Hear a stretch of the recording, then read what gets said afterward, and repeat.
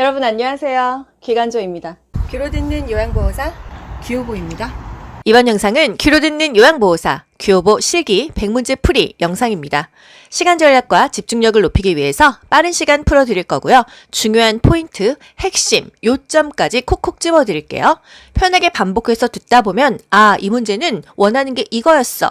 바로바로 캐치하실 수 있을 거고요. 어느새 고득점으로 합격하실 거예요.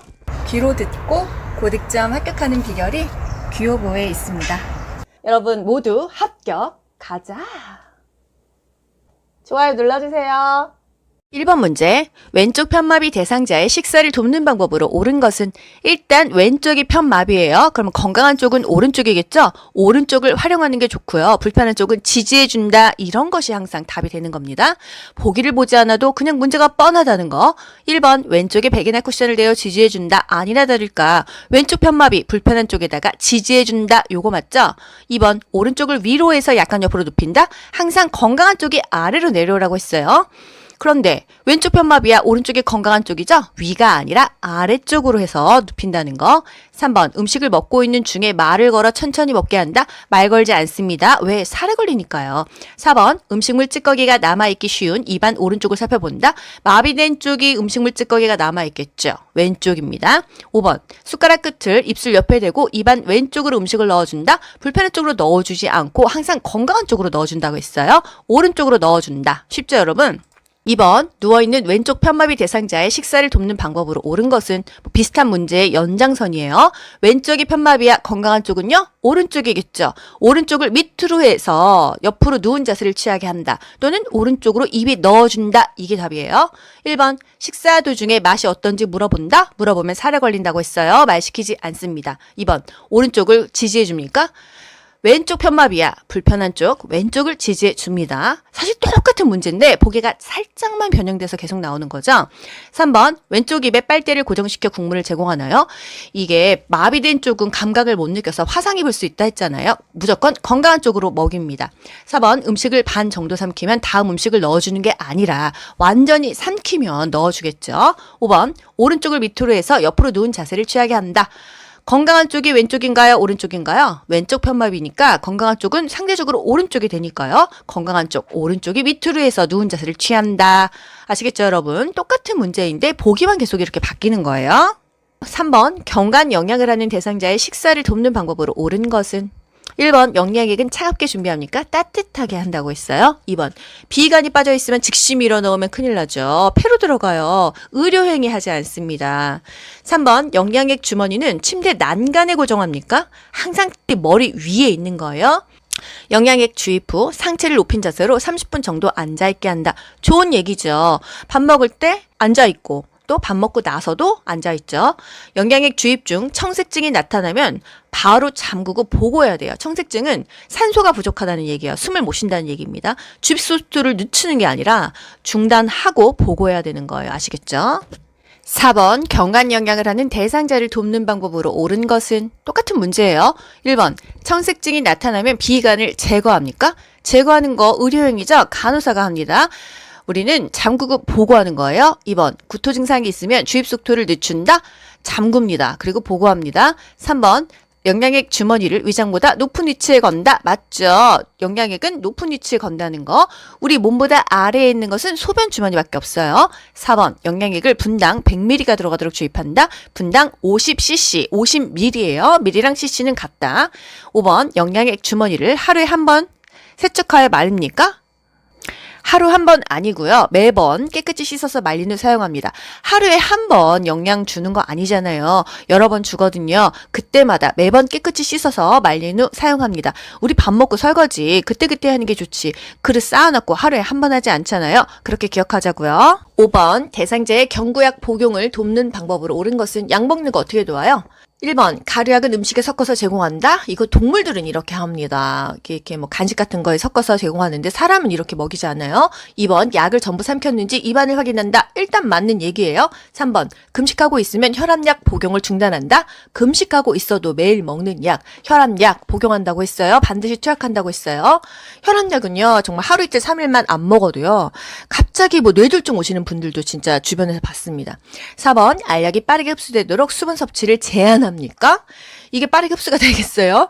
물을 더 많이 제공해야 약도 삼키기도 쉽고 흡수도 더 빠르다고 했어요. 5번, 약물 알레르기 반응이 나타나면 복용량을 줄인다. 무조건 알레르기 반응, 뭔가 문제가 생기면요, 줄이는 게 아니라 중지하고 보고하는 거예요. 아시겠죠? 6번, 약물의 성분과 효과가 유지되도록 보관하는 방법으로 옳은 것은 1번, 귀약은 냉동고에 보관한다. 귀약 차갑게 보관해서 귀에 넣으면요, 쇼크 옵니다. 실온이에요, 실온. 2번, 알약은 건조한 곳에 보관한다. 맞죠? 습해지면은 달라붙잖아요. 안 돼요. 곰팡이가 낄 수도 있고요. 미생물이 번식할 수도 있으니까요. 3번, 안약은 햇볕이 잘 드는 곳에 보관한다. 모든 약은요, 다 차광.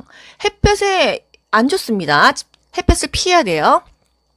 4번, 가려약은 물약에 녹여 서늘한 곳에 보관한다. 가려약은 따로 보관하고 먹일 때만 물에 녹이는 거예요. 5번, 갈색 병에 들어있는 물약은 직사광선이 드는 곳에 보관한다. 일단 직사광선에 약을 보관하는 것 자체가 다 틀린 얘기고요.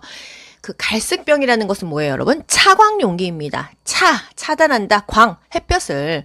볕을 차단하기 위해서 만든 게 갈색병이에요. 직사광선이 드는 곳에 보관하지 않죠. 햇볕을 피해야 됩니다. 7번, 대상자의 알약 복용을 돕는 방법으로 옳은 것은 1. 알약의 금연 쪼개서 제공한다. 임의로 쪼개면 약발이 들쑥날쑥해서 안 된다. 2번, 고기를 뒤로 젖혀 하나씩 넣어준다. 살에 걸려요. 항상 살에 안 걸리려면 턱을 아래로 이렇게 고개를 제끼지 않고 약간 숙인 자세가 좋다고 했어요. 3번, 약이 잘 흡수되도록 우유와 함께 먹지 않습니다. 약 우유랑 먹지 마라, 콜라랑 먹지 마라, 탄산이랑 먹지 마라, 물이랑 먹어라. 이거 여러분 다 아시죠? 4번, 남은 알약은 손으로 집어 약병에 다시 넣어 보관한다. 세균이 드글드글하겠죠. 5번, 대상자가 심하게 손을 떨면 약을 직접 입에 넣어준다. 파킨슨 환자들 직접 넣어주는 것까지 국가고시 나온다고 했어요. 8번, 물약이 변질되지 않고 효과가 유지되도록 보관하는 방법으로 옳은 것은 물약, 시럽제죠. 유일하게 약 중에서 서늘한 곳에 보관했어요. 직사광선을 피해서 보관하는 것은 거의 모든 약이 마찬가지였는데 서늘한 곳, 좀 시원하게 보관하는 것은 물약이었다는 거. 냄새가 이상해. 그럼 폐기해야겠죠? 또 이 잘못 따른 약은 버려야 됩니다. 이게 포인트였어요. 1번, 햇빛이 잘 드는 곳에 보관한다. 햇빛이 잘 드는 곳에 보관하는 약은 없었다는 거. 서늘한 곳, 직사광선을 피해서 물약, 시럽제를 보관해라. 2번, 계량컵에 따라서 실온에 보관합니까? 계량컵이나 스푼에 덜어서 먹죠. 보관은 통째로 합니다. 3번, 1회분씩 주사기로 재어서 보관한다. 이렇게 분할 보관하지 않습니다. 4번, 오랫동안 먹지 않은 약은 냉동 보관을 한다. 오랫동안 먹지 않다가 다시 먹으려면 뭔가 색깔이 이상한지 냄새가 이상한지 확인해서 뭔가 잘못된 것 같으면 폐기를 하는 거예요. 5번, 용량을 초과해서 따른 약은 약병에 넣지 않고 버린다. 꺼낸 시럽을 다시 병에 넣으면 약이 변질되는 원인이 되겠죠. 세균이 들어가죠. 그래서 잘못 따른 약은 버립니다. 아깝지만 버려요. 그래서 어느 정도 적당히 따르는 게 좋겠죠. 그리고 약을 용기째 빨아먹어. 침이 약에 섞여 들어가죠. 변질되겠죠. 반드시 깨끗한 플라스틱 계량컵 또는 스푼에 덜어서 먹어야 됩니다. 9번 문제. 정맥 주사 바늘을 제거한 부위를 알코올솜으로 비비지 않고 누르는 이유가 뭐예요, 여러분? 여러 가지가 이유가 있지만 가장 큰 것은 피멍 생기지 않도록 하기 위해서입니다. 1번, 통증 감소. 누른다고 통증이 감소되진 않잖아요. 2번, 부종 예방. 요것도 어느 정도는 있습니다. 3번, 흉터 예방. 흉터 안 지죠. 4번, 피멍 발생 예방. 피멍 때문에 누르는 거예요. 5번, 약물의 흡수 촉진. 요것도 사실 아리까리 하지 않습니까? 근데 우리가 누르고 있다고 흡수가 촉진되지는 않는다고 하네요. 10번, 대상자의 눈에 안약을 투여하는 방법으로 옳은 것은 1번, 투여 전에 솜으로 눈의 바깥쪽에서 안쪽으로 닦는다. 항상 눈은요, 안쪽에서 바깥쪽으로 닦습니다. 우리 대상자들 침상 목욕 시킬 때, 세수시킬 때 어떻게 하죠? 항상 눈의 안쪽에서 바깥쪽으로 닦았고요. 대상자의 만약에 한쪽 눈에만 감염이 있다 하면 반대편 눈에 닿지 않도록 안에서 바깥쪽으로 닦아준다. 이것까지 아시면 좋겠어요. 2번, 대상자에게 아래쪽을 보게 한다. 아래쪽을 보게 합니까? 정면을 보게 해요? 둘 다 아니에요. 천장을 보게 합니다. 천장을 보게 하고요. 대상자의 아랫 눈꺼풀, 하안검을 아래로 부드럽게 당겨서 결막량을 노출시켜서 아랫 눈꺼풀, 하안검의 중앙에다가 이 바깥쪽, 외측으로 1, 2cm 높이에서 안약을 넣는 거예요. 약 다 넣고 비루간을 가볍게 눌러서 코 안으로 흘러 내려가는 것을 막아줬었죠. 3번, 윗꺼풀을 위로 부드럽게 당기는 게 아니었죠. 아랫 눈꺼풀을 살짝 아래로 부드럽게 당기는 거예요. 아래다 넣으니까 아래를 부드럽게 당겨야 이게 공간이 넓어져서 약 넣기가 쉽다. 각막에 직접 넣는 게 아니고요. 결막에다가 넣습니다. 결막이요. 그래야 각막이 보호가 된다. 5번 투여한 비루관을 잠시 가볍게 눌러준다. 예, 가볍게 비루관을 눌러줘서요. 코 안으로 이렇게 흘러 들어가는데 눌러주면은 눈으로 흡수가 된다고 해요. 11번 대상자에게 안연고 투약하는 방법으로 옳은 것은 국가고시에서요. 안약 한번 나왔으면 그 다음엔 안연고가 나오고 이런 식으로 퐁당퐁당 나옵니다. 안연고는 움직여주라고 했어요. 1번 투약한 후에 눈을 가볍게 문질러준다. 움직여주지 문질러주지는 않았어요. 2번 눈에 바깥쪽에서 안쪽 방향으로 투여한다. 항상 안쪽에서 바깥쪽으로 투여했어요. 3번 안연고 투약 후 비루관을 가볍게 눌러준다. 눌러준다. 어우 뭐 감쪽 같죠? 안연고 움직여주는 거예요. 비루관 눌러주는 거 뭐였어요? 안약이었습니다. 아시겠죠 여러분? 4번 뚜껑을 열 때 처음 나오는 연고부터 쓰지 않는다고 했잖아요.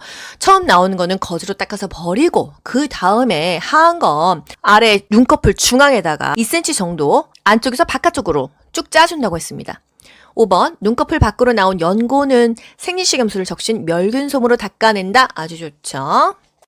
12번 대상자에게 귀약을 투여하는 방법으로 옳은 것은 1번 투여 전에 귀지를 제거한다. 귀지 제거 의료 행위입니다. 웨이도 귀 겉은 닦아줄 수 있는데요. 귀 속을 닦아줘도 안 되고 귀지를 제거해서도 안 되는 거예요. 2번 귓바퀴를 후 하방으로 잡아당겨 약을 투여한다. 후 상방이라고 했죠. 후 하방은요 소아입니다. 어린아이들이요. 어른은 성인은 무조건 후 상방으로 잡아당겨서 약을 투여하고요. 고막 체온계도 잽니다. 3번 약이 귀 안에 측면을 따라 흘러들어가도록 점적한다. 맞을까요? 틀릴까요? 맞습니다. 귓바퀴를 후상방으로 잡아당겨서 약물 투여가 쉽게 한 다음에 측면을 따라서 정확한 방울수의 약물을 점적한다. 이게 맞게 되겠습니다. 4번 투여 직후 점적한 쪽 귀를 아래로 하여 5분간 누워있게 한다. 약 넣고 아래쪽으로 하면은 약 다 빠질 거 아니에요. 귀 입구를 잠깐 부드럽게 눌러주고요. 그냥 약 5분 정도 똑바로 누워 있습니다. 5번 투여 후 하루 동안 귓구멍에 작은 솜을 끼워 놓는다. 하루 내내 솜 끼워 놓지 않습니다. 작은 솜을 15분에서 20분 동안 귀에 살짝 느슨하게 끼워 놓았다가 제거하는 거예요. 한 15분, 20분만 귀에 넣는 것입니다. 13번 안연고를 투여하는 위치와 방향은 안연고 어디다 넣는다고 했어요? 눈 아래 하안검이죠. 하부 결막낭의 위에 안쪽에서 바깥쪽으로 중앙에서 외축으로 안연고 2cm 정도 쭉 짜서 넣어준다고 했습니다. 이 그림상에서 보면은요 마예요 마 아랫눈 약간 살짝 밑으로 당기면서 안연고를 안에서 밖쪽으로 짜준다. 14번 치매 대상자의 배설을 돕는 방법으로 옳은 것은 1번 단추가 있는 바지를 입힌다. 단추 언제 풀겠습니까? 고무줄이 제일 좋아요. 2번 변기 앞에 안전 손잡이를 설치한다. 깜쪽 같죠? 변기 옆이에요. 3번 뒤처리 방법을 시범 보여 스스로 하게 한다. 치매 대상자는 기억력이 없습니다. 커피보트의 버튼도 못 누른다고 했잖아요. 이게 어떻게 자기가 똥을 놓고도 이게 닦는지 사실 잊어버리더라고요. 그래서 앞에서 뒤로 이렇게 닦으세요 보여주면서 휴지를 손에 쥐어주면 그렇게 하겠죠. 4번 화장실 문 앞에 화분을 놓아 위치를 표시한다. 화분은 걸림돌입니다. 발바닥에 바닥에 뭔가를 놓으면 넘어지고 다칠 수밖에 없어요. 5번 취침 전에 물이나 음료를 충분히 마시게 하면 밤에 계속 화장실 가느냐고 계속 잠을 설치겠죠. 자기 전에는 마시지 않아요. 15번 거동이 불편한 대상자가 화장실을 안전하게 사용하도록 돕는 방법으로 옳은 것은 1번 변기 옆에 안전손잡이를 설치한다. 옆에 맞죠 여러분? 옆에 우리가 왼쪽 오른쪽 옆에 뭐가 있어야 짚고 일어나고 또 짚고 앉는 거예요. 2번 용변을 마칠 때까지 다른 용물을 본다. 밖에 나가 있으라고 하면 밖에 있지만 수시로 상황을 체크하라고 했어요. 3번 화장실은 눈이 부시지 않도록 조명을 어둡게 합니까? 항상 환해야 되는 거. 화장실이라고 했어요. 4번 화장실 앞에 화분을 놓아 화장실 위치를 표시할 필요가 뭐가 있을까요? 바닥에 놓는 게 아니고 5번 밤에는 수면에 방해가 되지 않도록 화장실 표시등을 꺼둔다. 그럴싸하지만 항상 밤에도 낮에도 환하게 켜야 되는 건 화장실이라는 거. 16번 휠체어로 이동하여 화장실을 이용하는 대상자를 돕는 방법으로 옳은 것은 일단 휠체어 잠금 장치 잘 잠궈야겠죠. 1번 화장실 문 앞에 작은 매트를 깔아준다. 매트가 좋은데 휠체어는 매트가 있으면은 휠체어가 이게 들어가기가 힘들어서 아니겠죠. 문턱도 없어야겠죠. 2번, 이동할 때는 휠체어 의자 끝에 걸쳐 앉게 하면 넘어집니다. 깊숙하게 앉혔잖아요. 3번, 휠체어 잠금 장치를 잠그고 발 받침대를 접고 나서 이제 그 대상자의 발을 바닥에 놓게 하고 변기로 옮겨줘야겠죠. 4번, 배설이 끝날 때까지 화장실 문을 열어둔다. 뭐 이거 나쁜 방법은 사실 아닌데 프라이버시를 존중해 줘야 되니까 문을 완전히 닫지 않더라도 조금 열어놓고 또는 닫아놓고 밖에서 상황을 살펴보면서 말을 한 번씩 걸어야겠죠. 5번, 배설 후 뒤처리를 전적으로 도와준다. 뭐 전적으로 뭐 엄마라면 전적으로 도와주겠죠. 대상자는 남이잖아요. 필요한 부분만 도와주는 게 이 요양보호에서 원칙이라고 합니다. 17번, 간이변기를 사용하여 침상 배설을 하는 대상자 돕는 방법. 간이변기, 넣다 뺐다 해주는 거잖아요. 1번, 변기를 차게 하여 변이를 자극합니까? 차게 하면 관략근이 그냥 움츠러들어서 똥오줌이 더 안 나와요. 2번, 대상자가 스스로 변기 위에 앉게 한다. 아유, 뭐 혼자 이렇게 잘하는 대상자면 얼마나 좋겠냐마는 움직이지 못하니까 침상에서 배설할 거 아니에요. 스스로 되겠습니까? 3번, 간이변기는 세척하여 침상 위에 놓는다. 세척해서 왜 침대 위에 놓습니까? 다른 곳에 안 보이는 곳에 둬야죠. 4번, 열탕으로 소독할 수 있는 변기를 사용한다. 뭐 장염 걸려서 대변 자체가 세균이 많을 경우에는 또 올무수가 있습니다. 열탕으로 소독하면 좋겠죠. 변기가 플라스틱이어도 보통은 뜨거운 물로 다 어느 정도 소독은 됩니다. 5번, 대상자가 배설이 끝나 호출하기 전까지 다른 업무를 보며 기다리겠어요. 항상 대상자에게 눈을 띄면 안 돼요. 즉각 개입할 수 있는 거리에서 살펴봐야 됩니다. 잠깐 자리를 좀 비워줘요. 이럴 수는 있겠죠. 그렇다고 너 멀리 가면 안 돼요. 18번, 침대에서 누워 지내는 대상자의 침상 배설 어떻게 돕죠? 1번, 배변 후 물티슈로 닦고 바로 옷을 입힌다. 배변 후 물티슈로 닦는 건 뭐 나쁘지 않아요. 하지만 바로 옷을 입히기 전에 조금 말려야겠죠. 2번, 그러니까 답이 꼭 틀려서 이게 제껴지는 게 아니고요. 보기 5개 중에서 가장 정답에 근접한 게 답인 거예요. 2번 보자고요. 뒤처리할 때 뒤에서 앞으로 닦습니까? 항상 앞에서 뒤로 닦아요. 왜? 항문에서 대장균이 나오니까 그 똥에서 똥균, 대장균이 나오면 그게 뒤에서 앞으로 닦으면은 요도에 다 들어가 보면 큰일 나잖아요. 3번, 항문이 변기 중앙에 위치하도록 되어준다. 그래야 조준이 잘 되지. 밖으로 안 흐르겠죠. 4번, 배에 힘을 주기 쉽도록 침대 머리를 낮춥니까? 여러분 누워서 힘 좀 보세요. 힘 안 줘줘요. 상체를 올려준다. 5번, 배설물에 피가 섞여 나오면 어떡해요? 대상자에게 아이고 피 나왔어요. 확인하고 버려요. 보고해야겠죠. 아시겠죠? 어려운 거 없습니다. 19번, 장기간 침대에 누워있는 대상자의 침상 배변을 돕는 방법. 똑같은 얘기입니다. 1번, 간이변기를 중앙에 항문에 대어준다. 요거 맞죠? 2번, 시계 반대 방향으로 복부 마사지 해주면 장꼬여요. 항상 시계 방향으로 배를 마사지 해줍니다. 그리고 눈이 좀 안 보이는 대상자 항상 시계 방향으로 물건을 놓는다고 했어요. 설명도 시계 방향으로 한다고 했어요. 3번, 배에 힘을 주기 쉽도록 침대 머리를 낮춘다. 이거 똑같이 계속 이렇게 말도 안 되게 보기 나오죠? 침대 머리는 무조건 높인다. 애 낳을 때도 상체가 높아야 애가 잘 나오고 똥을 쌀 때도 머리가 높아야 똥이 잘 나온다는 거. 4번, 변이가 생기도록 찬 수건으로 항문 주위를 자극한다. 그럼 똥도 들어가겠어요? 따뜻하게 해줘야 항문 관략근이 이완이 돼서 똥도 마렵고 오줌도 마렵겠죠. 5번, 배설물이 점액질이 섞여 나오면 대상자에게 확인 후 버립니까? 보고해야겠어요. 정신도 없고 의식도 없는 대상자한테 아이고 피 나왔어요 이러면은 얼마나 불안하겠습니까? 그쵸 여러분? 문제가 다 고만고만하죠? 어려운 거 없으시죠? 20번, 이동변기를 사용하여 배설하는 편나비 대상자를 돕는 방법. 건강한 쪽에 대준다. 발이 바닥에 닿게 한다. 요거죠. 1번, 배설물은 모아서 한꺼번에 버린다. 냄새 어떻게 할 겁니까? 그때그때 버려요. 2번, 이동변기 높이는 침대보다 높게 하는 게 아니라 똑같은 게 좋다는 거. 또 3번, 대상자의 두 발이 바닥에 닿게 앉힌다. 이게 좋은 거죠. 4번, 이동변기 밑에 작은 수건을 깔아준다. 미끄럼 방지 매트를 깔아줘야겠죠. 수건은 밟고 미끄러지잖아요. 5번, 이동변기는 마비된 쪽 침대 난간에 붙여 사용한다. 항상 건강한 쪽에 붙여줍니다. 21번, 대상자가 이동변기에 배설할 때 돕는 법. 1번, 변기통 안에 화장지를 깔아준다. 이 소리를 조금 줄여주니까 마음 편히 쌀 수 있겠죠. 2번, 배설물을 아침 저녁으로 처리한다. 수시로 그때그때 처리하세요. 3번, 이동변기의 높이를 침대보다 높게 한다. 똑같이 하세요. 4번, 이동변기 옆에 미끄럼 방지 매트를 깔아준다. 밑에 깔아야죠. 밑에. 근데 우리 아까 옆에 뭐 배웠어? 뭐였어요?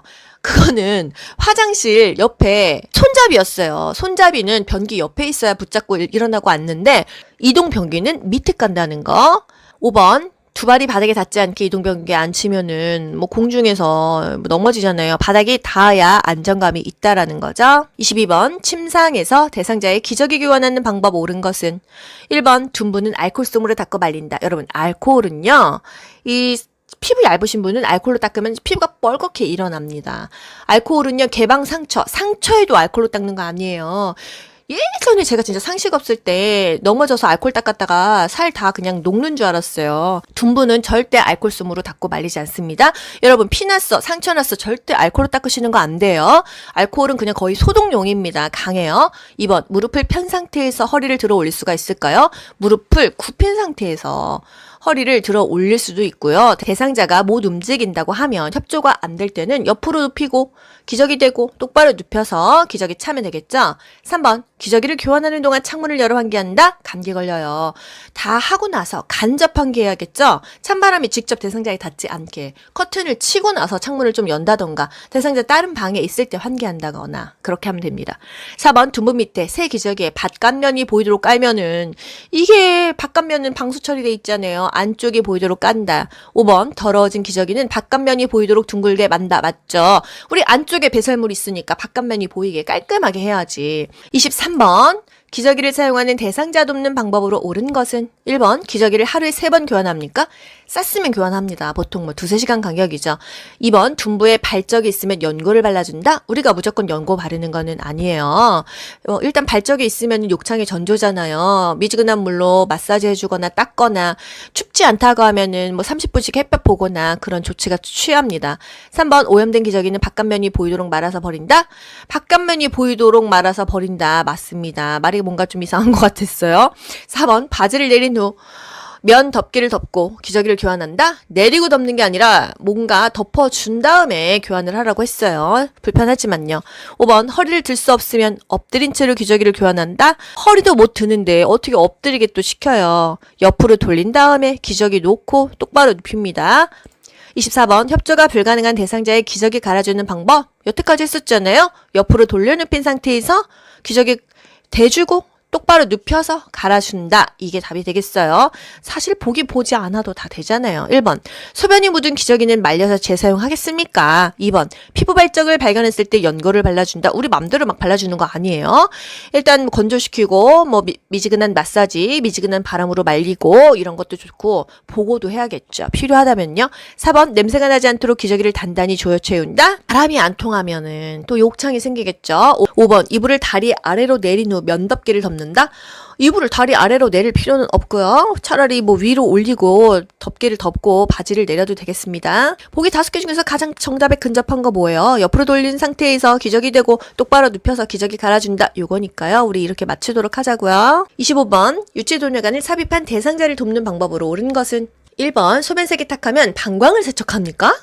큰일 납니다. 의료행위예요. 2번 소변 양이 적은 경우 연결감에 꼬인 여부를 확인한다. 꼬인 여부를 봐야겠죠. 눌렸는지 봐야겠죠. 그래서 소변이 잘 빠지고 있는지를 봐야 됩니다. 소변색 탁했을 때는 보고하면 되겠어요. 그쵸? 3번 소변 주머니를 비운 후 배출구를 비눗물로 세척하지 않나요? 비우고 나서 잠그고 알코올로 닦았잖아요. 알코올솜으로.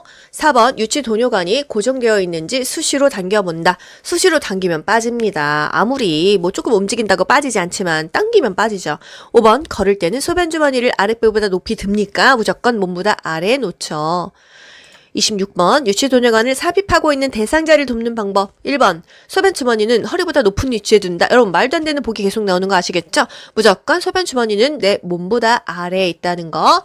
2번 금기사항이 없으면 수분 섭취를 권장한다. 맞죠? 3번 소변이 밖으로 새는 경우 유치도녀관을 우리가 제거합니까? 의료행위죠. 요양보호사는 유치도녀관 제거 안 해요. 위간용량, 경관용량, 줄 제거 안 합니다. 세면은 보고하세요. 4번 유치도뇨관이 방간에 고정되어 있는지 당겨서 확인하지 않아요. 당기면 어떡하겠습니까? 5번 유치도뇨관을 유지하고 있는 동안에는 움직임을 제한한다. 움직여도 괜찮다고 했어요. 산책도 다 됩니다. 27번 유치도뇨관을 삽입한 대상자의 소변 주머니를 관리하는 방법은 뭐가 있죠? 1번 주머니 매일 교체한다.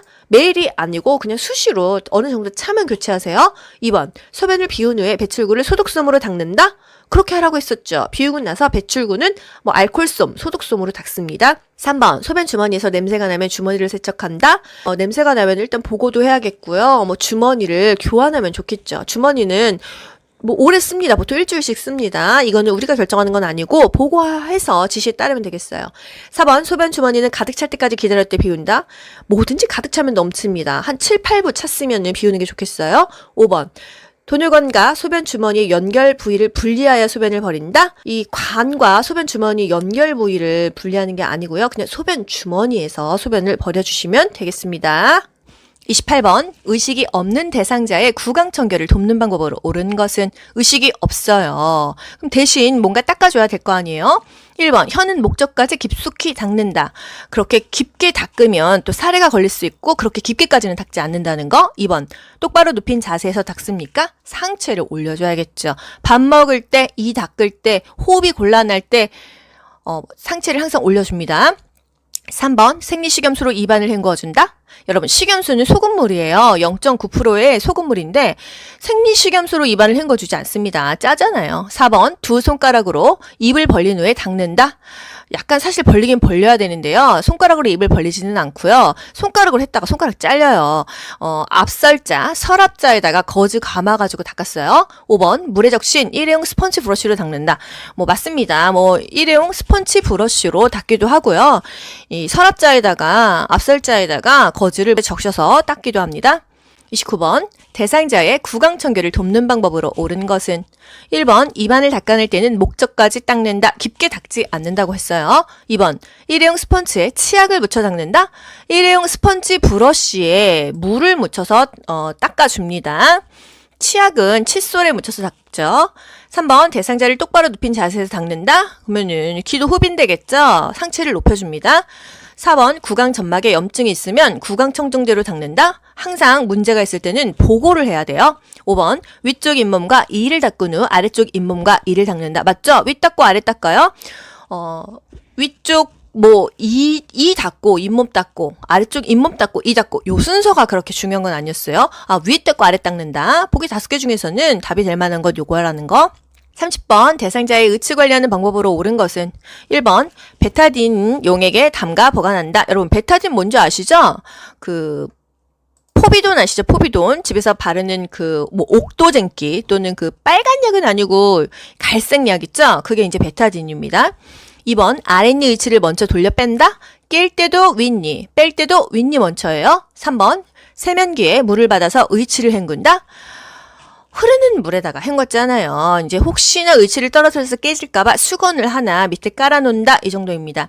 4번, 윗니와 아랫니 의치를 동시에 어떻게 끼웁니까? 위에 끼고 아래 끼웁니다. 5번, 의치 삽입 전에 미온수로 입안을 헹구게 한다. 구강 건조를 막아주겠죠? 올바른 방법입니다. 31번, 두발 전용 세정제를 사용하여 머리띠를 제거하는 방법으로 옳은 것은 1번, 세정제를 빗에 묻혀 모발을 빗겨준다. 두피에 묻혀서 손끝으로 비벼줬어요. 거품이 나게요. 2번, 세정제를 모발에 발라 20분간 그대로 둔다. 20분간 그대로 방치하지 않습니다. 마사지에서 거품 내서 마른 수건으로 닦아줬어요. 3번, 세정제로 모발을 마사지한 후 물로 헹군다. 물로 헹굴 수 있는 상황이면 처음부터 물로 샴푸를 하지 물 없이 두발 세정제로 하지 않습니다. 4번, 세정제를 모발에 발라 거품이 나도록 마사지한다. 맞죠? 5번, 세정제를 모발에 바른 후 수건으로 감싸서 때를 제거한다. 거품을 충분히 낸 다음에 마른 수건으로 닦아주는 거예요. 32번, 두발 전용 세정제를 사용하여 대상자의 머리를 청결하게 하는 방법으로 옳은 것은 1번, 머리를 물로 적신 후 두발 전용 세정제를 충분히 발라준다. 물이 있어서 적실 수 있었으면 샴푸로 감지. 두발 전용 세정제는요, 물이 없을 때 물을 사용할 수 없는 상황에서 썼어요. 2번, 두발 전용 세정제를 바른 후 거품이 나게 마사지한다. 똑같은 문제입니다. 조금 전에 나왔던 문제랑. 3번, 따뜻한 물로 머리때와 기름때를 씻어낸다. 이거는 그냥 샴푸하는 거예요. 4번, 두발 전용 세정제를 사용한 후 린스로 헹군다. 린스로 헹구지 않습니다. 물이 없기 때문에요. 5번, 젖은 수건으로 충분히 닦아준다. 마른 수건으로 충분히 닦아줍니다. 두발 전용 세정제는요, 그러니까 물이 없는 상황에서 머리를 감기는 것이라고 생각하셔야 돼요. 그래서 답이 젖은 거, 젖은 수건 이러면 다 틀려요. 33번, 대상자의 손발을 관리하는 방법으로 옳은 것은 손발 관리 어떻게 했었죠? 손과 발은 10에서 15분간 따뜻한 물에 담그고 발톱은 일자로, 손톱은 둥글게 자르는 거 기억나시죠? 1번, 손톱은 둥글게 자른다. 일단 맞아요. 2번, 손은 시원한 물에 담그는 씻긴다. 시원한 물이 아니라 따뜻한 물에 담궈서 손톱, 발톱 딱딱해진 것을 조금 말랑말랑하게 해서 자른다고 했어요. 3번, 발가락 사이는 알코올로 닦아준다. 알코올은 여러분 개방 상처에도 쓰지 않고요. 보통 기구 소독에 많이 씁니다. 알코올은 굉장히 강해서요. 이 살에 닿게 되면 문제가 일어요. 알코올을 몸에 바른다 하면은 이 요양보호사 국가고시에서는 답이 다 틀린다고 생각하시면 되겠습니다. 4번, 각질 제거를 위해서 모직 양말을 신긴다. 땀을 흡수하려면 면 양말이 좋죠. 근데 각질 제거 자체가 뭐 면 양말 신는다고 되는 건 아니었어요. 피부 건강을 위해서 면직 양말이 좋다는 거. 각질 제거는요, 따뜻한 물에 불려서 잘 닦아주고 보습을 해줬어야 됐어요. 뭐 오일이나 로션으로요. 5번, 발의 티눈은 손톱깎이로 제거해준다. 티눈, 손톱깎이로 잘못 제거했다가 세균 들어가서 절단하는 경우 있습니다. 절대로 우리 요양보호사는 의료행위 하지 않고요. 귓속도 파지 않는데 티눈 제거하지 않습니다. 사실 보통 발에 티눈 막 칼로 소독해서 집에서 자르고 스티커 붙이시는 분 많죠? 저희 아빠도 그러셨어요. 그래서 제가 그거 균 들어가면 큰일 난다 맨날 얘기했었는데 집에서 진짜 그렇게 많이들 하십니다. 왜? 매번 뭐 병원 간다고 해주지도 않으니까요. 하지만 발의 티눈을 손톱깎이로 제거하게 되면 잘못하면 정말 감염돼서 큰일 날 수 있습니다. 특히나 당뇨 환자 같은 경우는 발이 잘못되면은 당뇨발이라고 해서 발을 절단하는 경우가 많아서요. 절대로 이렇게 위험한 행동은 하지 않습니다. 34번, 대상자의 세수를 돕는 방법으로 옳은 것은 세수할 때 눈곱이 있다고 하면은 깨끗한 쪽 먼저 하고 눈곱 있는 쪽 닦아줬고요. 안에서 바깥쪽으로 닦아줬던 거 기억나시죠? 1번, 눈썹은 면도칼로 다듬어준다. 면도칼로 하다가 베일 수 있어요. 눈썹 정리를 하고 싶다고 하면 눈썹 칼로 하는데 요양보호사에서 원하는 답은 뭐예요? 코털은 제거해주는 거는 시험 문제에 맨날 나와. 하지만 눈썹까지 다듬어주는 것은 없습니다. 2번, 콧방울과 코 안쪽을 깨끗이 닦아낸다. 맞죠? 이 안에 코딱지나 이물질이 많아서 숨쉬기가 곤란해서요. 코 속 관리를 잘 해준다. 이게 요양보호사에서 원하는 답이에요. 3번, 면봉으로 귀 안쪽에 귀지를 닦아낸다. 겉에 웨이도는 괜찮지만 안쪽을 닦아준다. 귀 속을 닦아준다 하면은 틀리는 거예요. 함정이에요. 4번, 입술과 그 주변을 알코올솜으로 닦아낸다. 알코올로 몸을 닦는 건 무조건 틀리다고 했어요. 5번, 눈곱이 있으면 눈곱이 있는 쪽 눈부터 닦나요? 없는 쪽, 깨끗한 쪽부터 닦습니다. 청소를 할 때도요, 깨끗한 쪽 먼저 하고 더러운 쪽을 해야지 더러운 쪽부터 이렇게 깨끗한 쪽으로 밀고 들어오면 다 더러워지는 거예요. 35번, 여자 대상자의 회음부를 청결하게 닦는 순서로 옳은 것은 보지 않아도 여러분 뭐죠? 항문이 맨 마지막이다. 그러면 답은 1번, 3번 중에 하나예요. 그런데 요도 질 항문이냐, 질 요도 항문이냐. 여러분 여자 생식기를 생각을 해보세요. 여자분들은 본인의 몸을 생각해보세요. 요도 아래 질 있죠. 질 뒤에 항문 있죠. 요도 질 항문입니다. 이 문제 빨리 보면은 또 질 요도 항문 1번 찍는데요. 요도 질 항문이에요. 2, 1, 2 이렇게 갑니다. 제가 왜 이렇게 설명을 드리냐면 제가 그냥 이거 1초 만에 풀었는데 제가 이거 1번 찍었기 때문이에요. 네, 과거 학원 다닐 때. 36번, 대상자의 침상 세면을 돕는 방법으로 옳은 것은 침대에서 세면을 합니다. 왜? 움직이지 못하니까. 1번, 침대를 수평으로 하여 눕힌다? 상체를 올려주는 게 좋습니다. 양치하던 세수하던 밥 먹던 밥 먹고 나서던 상체를 올려줬어요. 2번, 눈곱이 있는 눈을 먼저 닦는다? 여러분 이제 아시죠? 눈곱이 없는 깨끗한 눈부터 닦고요. 안에서 바깥쪽으로 닦습니다. 3번, 코, 뺨, 눈, 귀, 목이에요. 너의 눈, 코, 볼, 입, 이마기, 목. 제가 노래까지 하잖아요, 여러분. 너의 눈, 코, 볼, 입, 이마기, 목. 아시죠? 네. 4번. 면봉으로 귀 안쪽을 깊숙이 닦는다. 여러분 이제 뭐가 그 국가고시에서 자꾸 헷갈리게 하는지 아시겠죠? 안쪽이 아니라 귀의 겉이라는 거. 귀 속 틀려요. 귀 안쪽 틀립니다. 5번. 코털이 코 밖으로 나와 있으면 깎아준다. 문제가 정말 비슷하지 않나요, 여러분? 항상 코 관리는 해준다. 요거를 답으로 하시면 되겠습니다. 37번, 대상자의 통목욕을 돕는 방법으로 옳은 것은 1번, 목욕 후 따뜻한 음료를 먹인다. 좋죠. 뭐 바나나 우유든 따뜻한 차든 괜찮습니다. 2번, 목욕은 1시간 이상 여유 있게 한다. 대상자도 지치고 요양보호사도 진 빠집니다. 목욕은 20-30분 이내로 하고 욕조 안에는 5분만 있게 하는 거예요. 3번, 목욕물의 온도는 22에서 26도를 유지한다. 이거 실내 온도예요. 추워요. 40도보다 넘어야 됩니다. 40도 내외로 한다. 4번, 혈액순환을 위해서 몸의 중심에서 말초 방향으로 닦습니까? 이 끝에서 중앙으로 가야 이 끝에 있는 피가 혈액순환이 되겠죠. 5번 욕조에 들어가기 전에 목욕 의자에 앉혀 머리를 감긴다. 머리 먼저 감고 머리 젖어 있으면 춥잖아요. 목욕 다 하고 나와서 의자에 앉혀서 머리 감기는 거였어요. 38번 대상자의 목욕을 도울 때 따뜻한 물을 자주 뿌려주는 이유는 물을 왜 뿌려주냐? 왜? 체온을 유지하기 위해서죠. 39번 왼쪽 편마비 대상자의 통묘국을 돕는 방법으로 옳은 것은 왼쪽 편마비면 건강한 쪽이 어느 쪽이에요? 오른쪽이죠. 항상 오른쪽으로 들어가고 오른쪽으로 나오겠죠. 요거를 기억하면서 보기를 보자고요. 1번 몸통, 팔, 다리 순서로 닦아요. 다리, 팔, 몸통이라고 있어요. 2번 욕조물에 30분 정도 담근 후 씻긴다. 5분이라고 했습니다. 전체 목욕 시간은 30분이지만 대상자가 물속에 있는 시간은 5분이라는 거. 3번 오른쪽 다리부터 욕조에 들어가게 한다. 왼쪽 편마비니까 오른쪽 다리가 건강한 쪽이죠. 그러니까 건강한 다리, 오른쪽 다리부터 들어갑니다. 나올 때도 오른쪽 다리 먼저 나오는 거예요. 4번 오른쪽 겨드랑이를 잡고 욕조로 이동시킨다. 불편한 쪽을 부축해준다고 했잖아요. 왼쪽 편마비니까 왼쪽 겨드랑이 잡고 부축합니다. 5번 목욕 후 귀 속 깊숙이 있는 물기를 면목으로 닦아낸다. 웨이도 귀 겉에만 닦아주고요. 귀 속, 귀 안.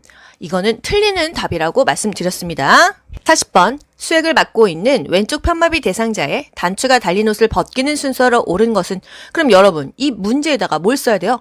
벗건을 써야겠죠. 벗건. 그러면 벗을 때는 건강한 쪽 먼저 벗기는 거예요. 근데 여기서 어느 쪽이 건강한 쪽이에요? 수액을 맡고 있는 왼쪽 편마비 대상자야. 그럼 왼쪽 편마비 왼쪽이 불편한 쪽이죠. 그러면 수액을 맡고 있는 쪽이 건강한 쪽이죠. 그러면 벗건, 건강한 쪽, 수액을 맡고 있는 쪽이 오른쪽이니까 오른쪽 먼저, 그리고 수액 들어가고 불편한 쪽 왼쪽이 들어간다. 이렇게 답을 맞추시면 됩니다. 아시겠죠? 항상 왼쪽 편마비 대상자야. 그러면 불편한 쪽은 왼쪽이다. 수액을 맡고 있는 쪽, 오른쪽은 건강한 쪽이다. 적어 놓고 대입하시면 되겠습니다. 41번 편마비 대상자의 하의를 갈아입힐 때 벗기는 순서로 옳은 것은 벗기는 거 벗건이죠. 일단 두 다리를 모아서 무릎을 세우고요. 두 팔과 두 발을 바닥에 지지하고 엉덩이를 들어 올리게 합니다. 건강한 쪽 먼저 벗기죠. 그 다음에 마비된 쪽 갑니다. 벗건. 아시면 돼요. 벗건. 43번 침대 한쪽에 누워있는 편마비 대상자를 침대 가운데로 옮기는 방법. 일단 어느 부위를 요양보호사가 지지하는지를 물어봅니다. 상체는 어디를 지지할까요? 이 목 뒤, 등과 어깨라고 표현합니다.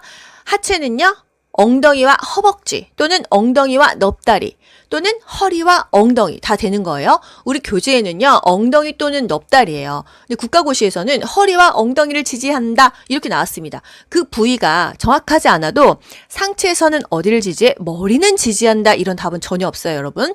목 밑에 또는 등에 어깨를 지지한다 이런 것들이 상체를 지지하는 거고요. 사실 하체에서도 허리를 지지할 수도 있고요. 허벅지를 지지할 수도 있고 엉덩이를 지지할 수도 있습니다. 이게 꼭 틀리다는 건 아니잖아요. 보기 5개 중에서 가장 정답에 근접한 보기를 찾으시면 되는 거예요. 1번 상반신은 건강한 팔을 잡고 옮긴다. 팔을 잡고 옮긴다. 다리를 잡고 옮긴다. 옷을 잡고 옮긴다 하면은 무조건 다 틀리는 거 아시죠, 여러분? 절대로 뭔가를 잡고 끌거나 옮기지 않습니다. 2번 상반신은 머리와 목 아래를 지지하여 옮긴다. 머리를 받친다 이런 대답은 우리 교재에 없어요. 그래서 머리 때문에 틀립니다. 목 아래 지지할 수도 있거든요, 사실. 3번 하반신은 다리를 잡고 옮긴다. 잡고 옮긴다 하면 다 틀리는 거예요. 4번 하반신은 엉덩이 부위에 옷을 잡고 옮긴다. 왜 옷을 잡고 옮깁니까? 몸으로 옮겨야지. 5번 하반신은 허리와 엉덩이를 지지하여 옮긴다. 그럴듯하죠. 교재에서는 뭐 엉덩이나 넙다리, 허벅다리 잡아도 되고요. 실제로는 허리랑 엉덩이 지지해도 괜찮잖아요. 이렇게 그냥 굵직하게 상체는 목 밑에 또는 어깨나 등을 지지한다. 하체는 허리나 엉덩이 또는 엉덩이나 허벅지를 교재에서 또 넙다리라고 한다. 44번 거동이 불편한 대상자의 체위를 변경하는 방법으로 옳은 것은 여러분 체위 변경 중요한 건 뭐예요? 보통 2시간마다 체위 변경하는데 욕창이 이미 발생했다면 더 자주 변경해라. 의자에 앉아있을 때는 1시간마다 체위를 바꿔라 이겁니다. 1번 도넛배기로 천골 부위를 지지한다. 도넛백에 가운데 구멍 뚫려 있는 거 그걸로 하면 압력이 더 센 거서 더 욕창 생긴다고 했잖아요. 치질 환자는 도넛백이 쓰지만요. 우리 대상자들 체위 변경할 때 도넛백에는 쓰지 않았어요. 2번 욕창이 있으면 체위 변경 횟수를 늘린다. 맞죠? 욕창이 있으면 더 자주 체위를 변경해 줘야겠습니다. 3번 딱딱하고 표면이 거친 쿠션을 받쳐준다. 쿠션 받쳐주는 건 우리 밥 먹을 때였고 딱딱하고 설마 표면이 거친 걸 받쳐주겠습니까? 체위 변경할 때는요. 머리 밑에 작은 베개를 넣어준다. 또는 편안하게 해주기 위해서 무릎이나 발목에 수건이나 베개를 받쳐줄 수 있다. 이 정도가 답입니다. 하지만 이것도 너무 장시간 받쳐놓게 되면은 굽어요. 구축이 발생되니까 너무 장시간 사용은 하지 말아라 이거예요. 4번 대상자의 옷을 잡아당겨 딱 틀렸죠? 잡아당겨 틀렸고 옷을 잡는 거 딱 틀렸어요. 5번 의자에서는 2시간마다 체위를 바꿔줍니까? 1시간마다. 왜? 앉아있으면 압력이 더 심하니까요. 누워있으면 그래도 골고루 압력 받아서 2시간마다인데 앉아있을 때는 더 자주 바뀌어줘라 이겁니다. 45번 휠체어에 앉아있는 대상자를 침대로 옮길 때 2명의 요양보호사가 각각 지지해야 하는 부위는 여러분 그 생각을 해보세요. 휠체어에 앉아있는데 침대로 옮기려고 해. 어떻게 해야 될까요? 힘이 좀 센 사람이 상체를 잡습니다. 어떻게 상체를 잡을까요? 그 대상자의 겨드랑이 사이로 손을 집어넣겠죠. 그렇게 해가지고 들고요. 또 한 명은 종아리랑 허벅지를 드는 거예요. 그 부위를 디테일하게 외우지 않아도 대충 그림은 그려지잖아요. 여러분 이게 일일이 다 부위를 외우려면 힘드는데요. 항상 상체는 어디를 지지할까? 머리는 아니었어. 목이나 등이나 어깨를 지지했어. 다리는요? 허리나 허벅지나 엉덩이를 했었습니다. 휠체어이기 때문에 뭐 허벅지랑 종아리가 된 거고요. 이제 겨드랑이에 뭐 잡아당긴다 이런 것 다 답이 틀린데 휠체어에 앉아 있을 때는 어쩔 수가 없으니까 이 겨드랑이에다가 팔을 집어넣어서 들어준다는 얘기예요. 46번 편마비 대상자를 바닥에서 일으켜 앉히는 순서. 여러분 가나다라마 보면 머리가 빙빙 돌죠. 일단 앉히는 순서 뭘까요? 맨 마지막에 앉는다 이게 답이겠죠. 그럼 보기를 쫙 보세요. 서술어만 보세요. 위치한다, 앉힌다, 눕힌다, 세운다. 앉힌다가 맨 마지막이겠죠? 아, 그럼 나가 맨 마지막이야. 보기를 쫙 보니까 나가 맨 마지막인 거 2번, 3번밖에 없어요. 그럼 2번, 3번 중에 뭘까 보면은 둘 다 첫 번째가 가야. 가 보면은 위치한다. 대상자 건강한 쪽에 선다 이거 아시죠? 그 다음에 뭐 있어요? 항상 손을 가슴 위에 올려놓는다가 두 번째였잖아요. 가 다음에 마야. 그럼 답은 그냥 여기서 끝나는 겁니다. 2번이 바로 나와버리잖아요. 순서대로 한번 봐드릴게요. 대상자 앞에 서죠. 손 가슴 위에 올려놓죠. 그 다음에 무릎 세우고 돌려 눕히고 앉힌다 이렇게 보는 거예요. 서술어에 동그라미를 치면서 답을 그냥 빨리빨리 맞추실 수가 있습니다. 다 읽으면 헷갈려요. 47번 대상자를 옆으로 돌려 눕힐 때 순서로 옳은 것은 일단 첫 번째 선다 이게 답이고요. 맨 마지막에 다 돌려 눕히고 자세 편안하게 잡아준다 이게 답이겠죠. 그럼 보기 보세요. 선다, 놓는다, 돌려 눕힌다, 올려놓는다, 자세를 편하게 한다. 다 자세 한 다음에 자세를 편하게 한다? 마가 맨 마지막이겠구나. 선다, 가가 맨 마지막이겠구나. 1번, 2번이 둘 중에 하나가 답입니다. 그러면 선 다음에 뭘까요? 팔 가슴 위로 올려놓는 거예요. 이게 그냥 그 다음입니다. 그 다음에 뭐예요? 다음에 뭐 어떻게 저측에 돌려 눕힌다. 맨 마지막에 자세를 좋게 잡아준다. 이게 답이 되는 거예요. 중간에 모르셔도 돼요. 첫 번째는 선다. 두 번째는 팔 꺾이지 않게 가슴 위로 모아준다. 맨 마지막에 자세 잡은 다음에 편안하게 맞춰준다. 이게 답인 거예요. 아시겠죠 여러분? 어려운 거 없으시죠? 48번 휠체어를 이용하여 울퉁불퉁한 길을 울퉁불퉁하면 여러분 딱 사실 아셔야 됩니다. 이동하는 방법으로 옳은 것은 바닥에 울퉁불퉁하다 문턱이 있다 하면은 앞바퀴를 들어 올려 이걸 아셔야 돼요. 앞바퀴를 들고 이동한다 바로 그냥 답을 맞추시면 됩니다. 보기 보면 더 헷갈려요. 49번 대상자가 타고 있는 휠체어를 지그재그로 이동해야 되는 경우는 경비가 지그재그 기억하시나요? 경사로, 비탈, 가파른 길은 지그재그로 해야 그 속력 때문에 내가 쏠리지 않는다는 거. 왼쪽, 오른쪽 엣지 주면서 스키 타는 이유는요? 그 비탈이 너무 가파르니까 지그재그로 간다는 거예요. 답 딱 보면 뭘까요? 경사가 급한 오르막길, 내리막길 이때 지그재그로 간다는 거. 문턱 넘을 때는 앞바퀴 들어 올렸잖아요. 50번 다음에 해당하는 휠체어 이동 방법은 휠체어를 뒤쪽으로 기울이면서 앞바퀴를 들고 오른다. 일단 앞바퀴를 들어 올린다는 건 뭐예요? 문턱이나 울퉁불퉁하다 이 말입니다. 딱 그 핵심을 아셔야 돼요. 그래서 들고 오른다 했으니까 오르막길이겠죠? 문턱을 오르기 이게 답이 되겠습니다. 경사가 급하다면은 지그재그였죠? 보기 5개 중에서 가장 근접한 게 답이 되겠습니다. 다시 한번요. 문턱을 오르고 내린다, 울퉁불퉁하다 하면은 앞바퀴를 들어 올리시고요. 내려갈 때 마이클 잭슨 뒤로 돌려가고요. 경사로 비탈, 가파른 길, 경비가 지그재그로 가시면 되겠습니다. 엘리베이터는 항상 뒤로 들어가서 앞으로 밀고 나온다. 문제로 볼게요. 51번 왼쪽 편마비 대상자가 바닥에서 휠체어로 이동할 때 돕는 방법은 하고 그림이 나옵니다. 항상 어떻게 한다고 했어요? 왼쪽 편마비 대상자면 오른쪽은 건강하잖아요. 그럼 대상자는 오른쪽으로 휠체어를 짚는 거고 요양보호사는 상체 두 곳을 지지해 줍니다. 어깨나 허리를 지지해 주는 그림을 고르시면 돼요. 아시겠죠? 52번 대상자를 휠체어에서 자동차로 이동시키는 순서는 자동차 태울 때는요. 어떻게 해요 여러분? 항상 빗스미 놓는다, 잠근장치 잠근다, 그리고 엉덩이 먼저 앉히고 한 다리 한 다리 이동한다, 이 흐름을 알고 계셔야 돼요. 그랬을 때 여러분 이 서술어를 먼저 보자고요. 깊숙하게 앉게 한다, 자동차 시트에 앉힌다. 시트에 앉힌 다음에 깊숙하게 앉게 편하게 하겠지. 그러면 요게 지금 두 개가 맨 마지막에 와야 된다. 다 마가 마지막에 와야 된다. 다 마가 마지막에 온 거 2번 4번밖에 없어요. 그럼 그 다음에 보면 됩니다. 제일 먼저 비스듬하게 놓는다, 이 가가 제일 먼저죠. 그 다음에 뭘까? 두 발이 지면에 닿게 하는 걸까? 아니면 휠체어 잠금장치 고정하는 걸까?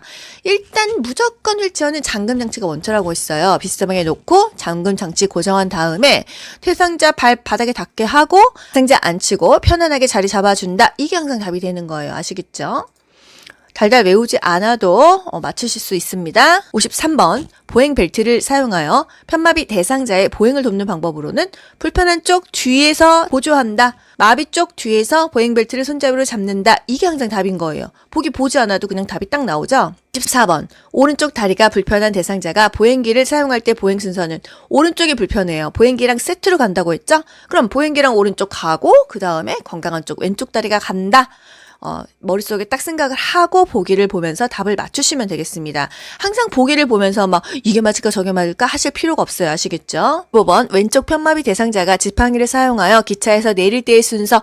여러분 내린다, 평지다 하면은 뭐를 기억하셔야 돼요? 올 지건마가 아니죠. 내려가는 거니까 반대는 지마건을 시험지에 쓰세요. 그리고 건강한 다리랑 마비된 다리를 쓰시면 돼요. 일단 왼쪽 편마비야. 마비된 쪽은 왼쪽 이렇게 쓰시고요. 건강한 쪽은 오른쪽 쓰시면 돼요. 그러면 지마건 이게 순서잖아요. 지팡이가 제일 먼저인 거 1번, 2번밖에 더 있습니까? 그 다음에 마비된 쪽이 어디야? 왼쪽 편마비니까 왼쪽이 마비된 쪽이겠지. 그러면 지팡이 왼쪽, 그 다음에 건강한 쪽 오른쪽이다. 이렇게 답을 맞추시는 거예요. 항상 그럼 올라갈 때다 그러면 올지건마 써놓고 적어놓고서는 그것에 대입하시면 돼요. 56번 오른쪽 편마비 대상자가 지팡이를 이용하여 버스 승차하거나 계단 오를 때 순서는 이때는 올지건마 적어놓고 시작하시면 되겠죠.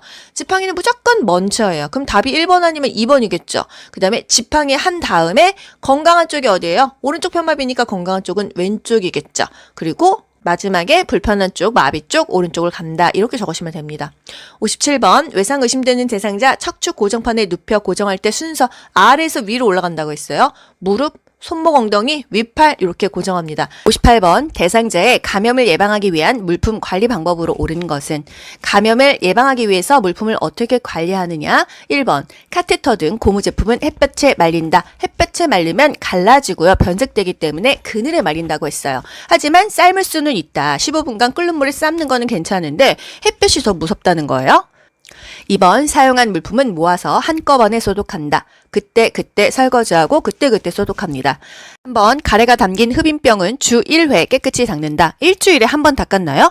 하루에 한 번 닦았습니다. 1일 1회 이상 깨끗이 닦는다. 이게 맞죠? 가래가 담긴 흡인병은 분비물을 버리고 1일 1회 이상 깨끗이 닦는다. 이게 맞습니다.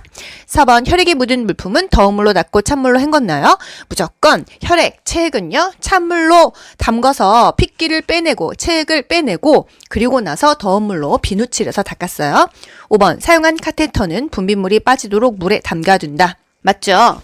한 번 사용한 카테터는 분비물이 빠질 수 있게 물에 담가 놓는다. 또는 흐르는 물에 카테터를 비벼 씻는다. 다 말이 되죠? 15분 이상 끓인 후에 쟁반에 널어서 그늘에서 말렸어요. 59번. 분비물이 묻은 물품을 처리할 때 감염 예방하는 방법은 똑같은 문제예요. 1번. 장갑을 끼고 처리했다면 손은 씻지 않아도 된다. 장갑을 끼고 처리했더라도 손은 반드시 물과 비누를 이용해서 닦는다. 기억하시죠? 2번. 혈액이나 체액이 묻은 옷은 더운 물로 세탁한다. 보세요, 여러분. 계속 더운 물 얘기 나오죠? 무조건 찬물 먼저, 그 다음에 더운 물로 물과 비누를 이용해서 거품을 내서 닦는 거죠. 3번. 한 번 착용한 일회용 장갑은 세척 후 재사용한다. 이거는 다회용 장갑이지 일회용이 아니에요. 일회용은 한 번 쓰고 버리는 게 일회용입니다. 4번. 물품 처리 후에 고체 비누로 손을 씻는다. 이거 사실 우리 고체 비누로 씻긴 씻잖아요. 그런데 고체 비누라는 것은 내가 그걸로 손 씻었어. 그 다음 사람이 또 그걸로 비누로 손 씻으면 안 좋다. 그래서 액체 비누로 이렇게 버튼 눌러서 내 손에 딱 일회용씩 그렇게 손을 씻는 것이 좋다는 얘기입니다. 5번. 오염된 세탁물과 일반 세탁물은 분리해서 세탁한다. 오염된 거는 따로 별도로 분리해서 세탁한다고 했습니다. 정답 5번이죠? 뭐 어려운 거 있나요? 60번. 다음 복종구의 용도로 옳은 것은 이 뭐죠? 간이병기죠. 간이병기는 뭐예요? 침대에서 못 움직이는 환자들 또는 수술에서 일시적으로 움직일 수 없는 환자들, 대상자들에게 그냥 말 그대로 간이로 변기를 대주는 겁니다. 1번. 침상에서 용변 해결하기. 이게 맞죠? 2번. 누운 자세에서 머리 감기기. 이걸로 머리를 감기나요? 3번. 침상 옆에 놓고 앉아 배설하기. 이거는 이동변기죠. 의자처럼 생겨서 똥오줌 싸는 거. 이건 이동변기라는 거. 4번. 신체 압력을 분산하여 욕창을 예방하기. 이거 뭘까요? 욕창 예방 매트릭스 또는 욕창 예방 방석 정도가 되겠습니다. 5번. 자세 변환 후 신체 부위를 편안하게 지지하기. 이건 쿠션 정도 되겠죠. 61번. 재가 대상자의 낙상 예방하는 방법. 재가 대상자 있을 채 집 가죠. 낙상 예방하려면 어떻게 해야 돼요? 일단 1번. 길고 헐렁한 옷을 입힌다. 걸려서 넘어지겠죠. 2번. 전기코드는 바닥에 고정한다. 발에 걸려 넘어집니다. 항상 접선을 보이지 않게 잘 해야 돼요. 3번. 크기가 넉넉한 신발을 신기면 또 넘어집니다. 4번. 취침 시 침대는 허리 높이로 맞추는 게 아니라 침대는 낮은 게 좋고 침상 난간은 항상 올려줘야 된다는 거. 간호조무사에서는 어떤 문제가 나오냐면요. 병원 환자인데 그 보호자가 알아서 하겠지 하고 침상 난간을 안 올려줬는데 환자가 떨어져서 만약에 뼈가 부러졌어. 그랬을 때 내가 잘못한 건 뭐냐? 나의 주의 의무가 태만하다. 이렇게 또 나옵니다. 5번. 조명은 자다가 깨도 켤 수 있도록 가까이 둔다. 맞죠? 화장실은 항상 조명을 켜둡니다. 62번. 재가 대상자의 낙상 예방하는 안전 환경 조성 방법은 똑같은 문제예요. 1번. 방과 현관 문턱을 높입니까? 문턱은 없애죠. 2번. 욕조 손잡이를 없애는 게 아니라 화장실 변기 옆에 손잡이 깔고 욕조에도 깔고 손잡이는 많을수록 좋습니다. 3번. 계단에 작은 깔개를 깔아두면 넘어지기 딱이에요. 4번. 침대 바퀴의 잠금 장치는 풀어두는 게 아니라 잠궈야겠죠. 5번. 바닥에 흐트러진 물건들은 정리한다. 맞습니다. 제가요. 진짜 젊은 나이인데도 바닥에 이렇게 옷 같은 거 놨다가 그거 밟고 쫙 미끄러져서 넘어진 적이 최근에도 있어요. 바닥에 뭐가 있으면 밟고 넘어지게 됩니다. 제가 얼마 전에 이제 지인 집에 갔습니다. 근데 바닥에 물건이 너무 많더라고요. 그래서 어머니 이거 밟으시면 넘어질 것 같은데 좀 정리를 했으면 좋겠다 했는데 진짜 위험합니다. 보통 가정집에서 바닥에 뭐를 그렇게 많이 놓으세요. 제발 여러분 바닥을 좀 깔끔하게 정리해서 낙상을 주의하셨으면 좋겠습니다. 우리가 이런 것을 머리로만 공부하고 국가고시 합격하려고만 보는 게 아니에요, 여러분. 이런 강의를 들으면서 내가 진짜 오늘 방 청소하면서 바닥이 지저분한 것도 좀 치우고요. 화분 같은 것도 발에 걸리적거리게 놓지 말고 순간 이렇게 정말 아차차 하다가 넘어지거든요. 항상 미리미리 예방해야 된다. 그리고 우리 또 영양도 배웠잖아요. 뭐 하루에 단백질 3-4번 먹어라. 그거 그대로 좀 지키면 얼마나 좋습니까? 공부를 해서 그게 우리가 삶에 연결이 되면 너무 좋겠다. 63번. 시설에서 화재가 발생했을 때 대피하는 방법. 화재 하면은요. 여러분 보기 안 봐도 뭐뭐 딱딱 떠오르셔야 돼요. 젖은 수건으로 코와입을 막고 낮은 자세로 대피한다. 바람이 불어오는 쪽에서 구조를 기다렸어요. 한 손으로 잡고 나간다. 엘리베이터는 타지 않는다. 계단을 이용한다. 뭐 이 정도입니다. 1번. 엘리베이터를 타고 이동한다. 계단으로 가야겠죠. 2번. 연기로 앞이 보이지 않으면 그대로 서 있는다. 죽습니다. 3번. 바람이 불어오는 반대쪽에서 구조를 기다립니까? 바람이 불어오는 쪽에서 구조를 기다려. 기억하시죠? 4번 코와입을 감싸고 최대한 자세를 높입니까? 까치발 떠요? 자세를 낮춰야겠죠. 연기는 위로 올라가니까. 5번 방향을 알기 힘들 때에는 계속 한쪽 손으로 벽을 짚으면서 간다. 맞죠? 왼손 오른손 번갈아 가면은 들어갔다 나왔다 반복합니다. 64번 화재가 발생했을 때 소화기 사용하는 순서 기억하시죠? 안전비 뽑고요. 노즐 잡고 불 쪽으로 향한 다음에 손잡이 움켜쥐고 골고루 쏘는데요. 그냥 팍 물 쏘듯이 쏘는 게 아니라 빗자루질 하듯이 쓱싹 쓱싹 쏴야 된다고 하네요. 65번 지진을 사전에 대비하는 방법으로 옳은 것은 지진을 사전에 대비하는 방법이 있나요? 1번 가스밸브를 점검한 후에 열어둔다. 왜 점검하고 열어둡니까? 잠궈야죠. 2번 무거운 그릇은 식탁 위에 놓아둔다. 식탁 부러지면 그릇 다 떨어져가지고 그냥 머리 다치잖아요. 항상 뭐 위에는 물건 놓지 않는다가 중요해져. 3번 깨지기 쉬운 물건은 선반 위에 보관하면 안 되죠. 4번 응급처치 방법을 알아두어 비상시에 대처한다. 가장 좋은 방법이네요. 5번 지진 방송을 하는 방송국의 위치를 못하러 확인합니까? 방송만 들으면 되겠죠? 너무 쉽지 않나요, 여러분? 이게 국가고시 문제입니다. 이런 것들이. 66번 전기 안전사고를 예방하기 위한 방법. 1번 샤워장 콘센트의 보호용 커버는 열어둔다. 샤워하다 물 들어가서 불납니다. 2번 의료기기는 접지용 3핀 플러그를 사용한다. 접지용 3핀 플러그 뭔지 아시죠? 이 코드 3개 들어간 거예요. 3번 콘센트에서 플러그를 뺄 때 코드를 잡고 당깁니까? 코드를 잡고 당기는 게 아니라 플러그를 잡아야 돼요. 4번 겉면이 벗겨진 전선은 청테이프로 감아서 사용한다. 청테이프 아니고 전기 안 통하는 거 까만 테이프 있잖아요. 5번 하나의 콘센트에 여러 개의 플러그를 꽂아 사용한다. 불납니다. 67번 요양보호 서비스 제공의 기본 원칙으로 옳은 것은 1번 요양보호사가 추가 서비스를 결정합니까? 요양보호사가 따로 결정하는 것은 없어요. 2번 대상자와의 심각한 갈등을 직접 해결한다? 심각한 갈등이 있다고 한다면 보고를 하고 지시에 따르는 게 좋겠습니다. 3번 서비스 계획 시 대상자의 습관을 반영한다. 그렇죠. 대상자의 욕구를 파악하고요. 대상자의 생활 방식과 가치관 존중했어요. 대상자의 습관을 반영하고 대상자의 잔존 능력을 최대한 스스로 할 수 있도록 해주고요. 항상 신뢰관계 형성하면서 안전을 최우선으로 하고 물품을 사용할 때도 동의를 얻으라고 했습니다. 4번 대상자의 상태에 따라 처방약의 용량을 조절한다. 우리가 의사가 아닙니다. 의사의 처방에 따라서 조절합니다. 5번 대상자의 인지 능력이 악화된 경우에는 서비스를 중단한다. 우리 마음대로 서비스를 중단하면 그 대상자는 누가 돌보나요? 인지 능력이 악화된 경우에는 오히려 더 익숙한 사람들과 생활하는 게 좋잖아요. 그래서 웬만하면 대상자를 위해서라도 서비스를 중단하지 않는 것이 좋겠죠. 68번 삼킴 장애가 있는 대상자의 식사를 돕는 방법으로 옳은 것은 삼킴 장애라는 것은요 연하 곤란입니다. 뭔가 목구멍으로 넘어가지 않는 거예요. 이럴 때는 어떻게 먹으라고 했어요? 유동식이 좋다고 했잖아요. 과일도 갈아서 떠먹여주는 게 좋다고 했어요. 1번 밥은 국에 말아 먹인다. 보통 잘 못 먹으면 말아 먹이는데요. 이게 더 기도 흡인을 유발합니다. 잘 못 삼키는 사람 너무 후루룩 먹다가는 더 안 좋다는 거. 2번 떠먹는 형태의 유제품을 먹인다. 과일류를 잘게 잘라서 먹거나 숟가락으로 긁어 먹는다. 이런 문제의 변형이 되겠어요. 3번 과일은 건더기 없이 주스로 먹인다. 삼킴 장애, 연하곤란이 있다고 한다면요. 오히려 살짝 건더기가 있는 음식이 좋습니다. 죽 같은 거요. 너무 묽은 것은 오히려 더 사례가 걸릴 수 있습니다. 4번 식사 중간에 물을 자주 마시게 한다. 물 자주 먹이게 하지 않아요. 5번 채소는 신맛이 강한 소스를 뿌려 먹인다. 침이 굉장히 많이 나와서 오히려 더 연하가 곤란되고 삼키는 게 곤란하고 사례가 걸릴 수 있기 때문에 답은 2번 떠먹는 형태의 유제품을 먹인다. 또는 과일을 숟가락으로 떠서 먹인다. 숟가락으로 긁어 먹는다. 이게 답이 되겠습니다. 69번 고혈압 대상자에게 제공할 수 있는 적절한 식단은 저염 저지방이잖아요. 이 중에서 골라보자고요. 1번 간장에 재운 깻잎 장아찌와 육개장. 보기만 해도 짜요. 장아찌와 육개장 얼마나 시뻘건 국물입니까? 2번 묵은지를 넣은 부대찌개에 소금이 정말 많이 들어가 있겠죠? 달걀 노른자 콜레스테롤 완전 고지방이잖아요.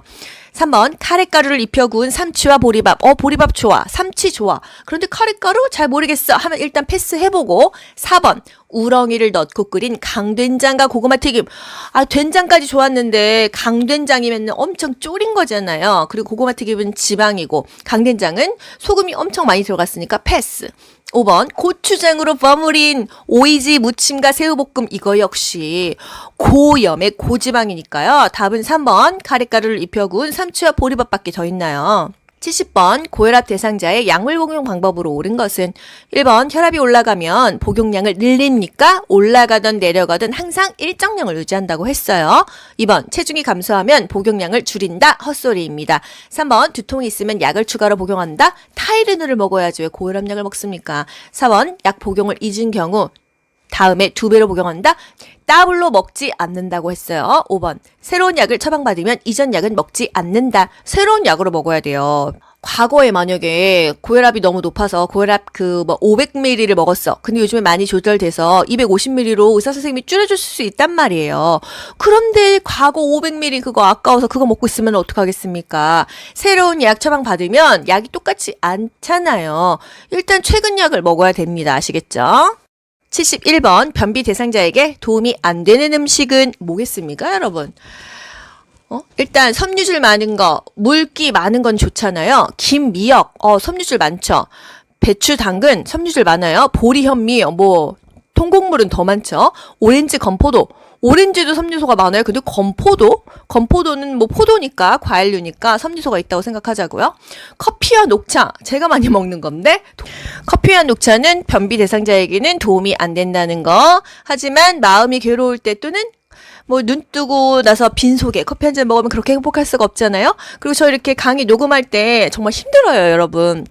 이게 같은 작업을 계속해서 혼자서 이게 쇼하는 거 아니겠어요? 커피가 없이는 힘듭니다. 뭔가 당 떨어져요. 말 많이 하면은. 그래서 그때마다 저는 믹스 커피를 타 먹는데 이 커피 타 먹는 게 너무 행복합니다. 72번 대상자의 침구를 선택하고 관리하는 방법으로 옳은 것은 1번 면 이불은 그늘에서 말린다. 면 이불은 햇볕에서 말렸어요. 2번 오리털 이불은 햇볕에 말린다. 오리털, 양털 이불은요 그늘에서 말렸어요. 이게 쪼그라들 수 있거든요. 3번 매트릭스는 푹신한 소재를 선택한다. 매트릭스가 요라고 했잖아요. 바닥에 까는 요. 단단하고 탄력성 있고 재질력이 뛰어나고 습기를 배출할 수 있는 게 좋다. 최소 한 달에 한 번씩은 말려라 했습니다. 4번 베개는 깃털이나 솜으로 된 소재를 사용한다. 베개는요 습기를 흡수하지 않고 열에 강한 촉감이 좋은 재질이 좋다 했고요. 척추와 베개 높이가 수평이 되는 것이 좋다. 감염 대상자는 베개 커버만 매일 교환해준다 했습니다. 5번 시트는 색이 옅고 흡수성이 좋은 면을 선택한다. 맞죠? 시트는요 면 소재가 좋습니다. 시트는요 소재가 두껍고 재봉선 있는 것은 피합니다. 욕창의 원인이 되니까요. 더러워진 시트는 수시로 교환하고 환기도 해줘야겠죠. 73번 대상자의 옷을 세탁하는 방법으로 옳은 것은 1번 속옷을 삶을 때는 뚜껑을 열고 삶는다. 뚜껑을 닫고 삶는다고 했어요. 왜? 뚜껑을 열어놓으면 세탁물이 공기층에 노출돼서 옷감이 상한다고 했습니다. 2번 세탁물은 비눗물을 탈수한 후에 헹군다. 비눗물 탈수한 후에 헹구는 게 좋겠죠. 이 정도는 오케이. 3번 탈수 시간을 길게 하여 건조 시간을 줄인다. 탈수 시간 한 5분 10분 하면 됩니다. 이걸 길게 한다고 해서 더 이상 물이 빠지지 않아요. 옷감이 상하겠죠. 4번 땀이 밴 청바지는 락스에 담갔다가 세탁한다.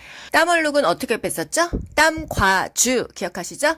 땀 얼룩은 과탄산소다와 주방 세제를 1대1로 섞어서 2-3시간 정도 담가둔 후에 헹굽니다.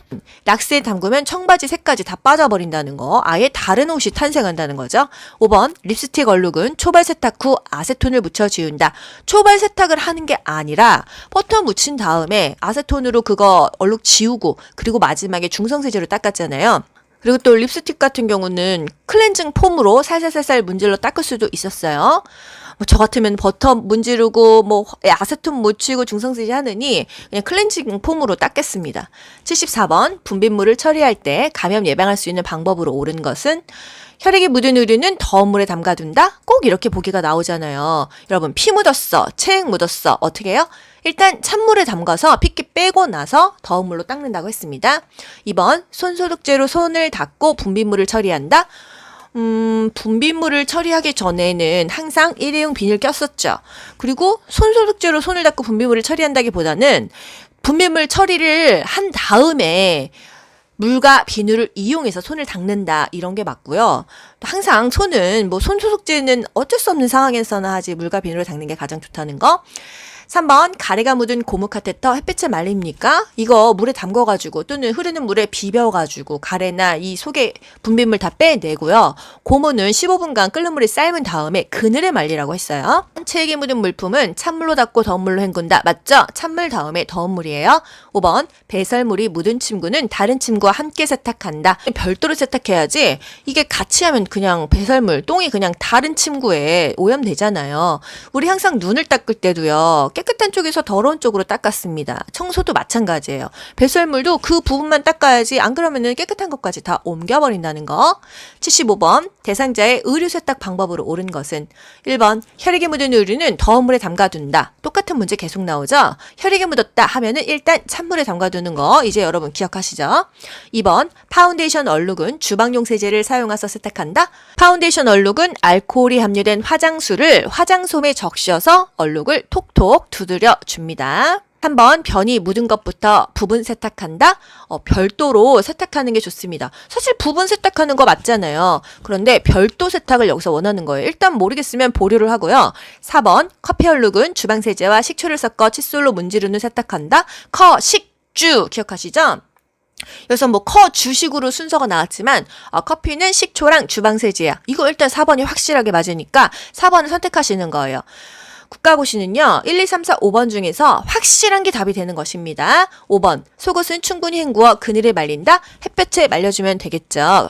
변이 묻은 것은 저도 부분 세탁 맞다고 생각했는데 별도 세탁이 더 맞다는 거. 보기 5개 중에서 2개가 아리까리하다고 한다면 확실한 게 정답이 된다. 국가고시는 그렇게 정답을 찾아가는 거예요. 26번 재가 대상자의 주거 환경을 안전하게 관리하는 방법으로 옳은 것은 1번 얼굴을 비추도록 조명을 설치한다. 얼굴을 비추는 건 아니죠. 눈부시잖아요. 2번 다리 간격이 넓은 식탁을 사용한다. 이게 어떤 의미죠? 다리 간격이 넓으면 의자를 깊숙이 넣을 수 있어서 안정된 자세를 유지한다. 이런 의미입니다. 일단 맞고요. 3번 거실과 방이 구분되도록 문턱을 설치한다. 턱이 있으면 넘어집니다. 4번 사용하기 편하도록 깊은 욕조를 선택한다. 욕조가 너무 깊으면 들어가기도 어렵고요. 또 나올 때도 어렵잖아요. 적당한 높이가 좋겠습니다. 5번 열고 닫기 편하도록 둥근형 문고리를 설치한다. 길쭉한 게 잡기가 편하다고 합니다. 그래서 길쭉한 막대형 문고리를 설치한다가 요양보호사에서 원하는 답이 되겠어요. 17번 대상자와 비언어적 의사소통을 하는 방법으로 옳은 것은 비언어적인 의사소통이라는 거 뭐죠 여러분? 손짓, 발짓, 또 소리를 사용하고요. 어느 정도의 스킨십을 사용하는 게 비언어적인 의사소통이에요. 말로만 하는 게 아니라 눈맞춤을 하거나 얼굴 표정, 자세, 말투, 옷차림 이런 것들이 바로 비언어적인 의사소통이 되겠습니다. 1번 팔짱을 끼고 앉는다. 팔짱은 끼지 않는다고 했어요. 건방져 보이잖아요. 무시하는 것 같잖아요. 2번 손가락으로 지적한다. 우리가 손가락 전체로 이렇게 손으로 하지 손가락으로 지적하면 욕먹습니다. 3번 시선을 한 곳에 고정한다. 시선은요. 고정하지 않는다. 적절한 시선의 움직임이 중요하다고 했습니다. 4번 대화 중간에 긴 침묵을 갖는다. 적절한 침묵은 괜찮은데요. 긴 침묵은 조금 위험합니다. 5번 대상자를 향해 몸을 약간 기울인다. 좋죠. 약간 기울이는 자세 좋고요. 지나치게 머리 끄덕이는 거 좋지 않죠. 몸을 앞으로 구부리는 거는 좋지 않다고 했어요. 28번 다음 상황에서 나 전달법을 적용한 반응으로 옳은 것은 어르신, 요즘 계속 누워만 계시니까 오늘은 저랑 산책하러 나가요. 대상자는 뭐라고 하죠? 나가기 귀찮아. 그냥 누워있을래? 이럴 때 내 약간 답답하고 속상한 마음을 어떻게 전달하는 게 효과적인 의사소통일까요?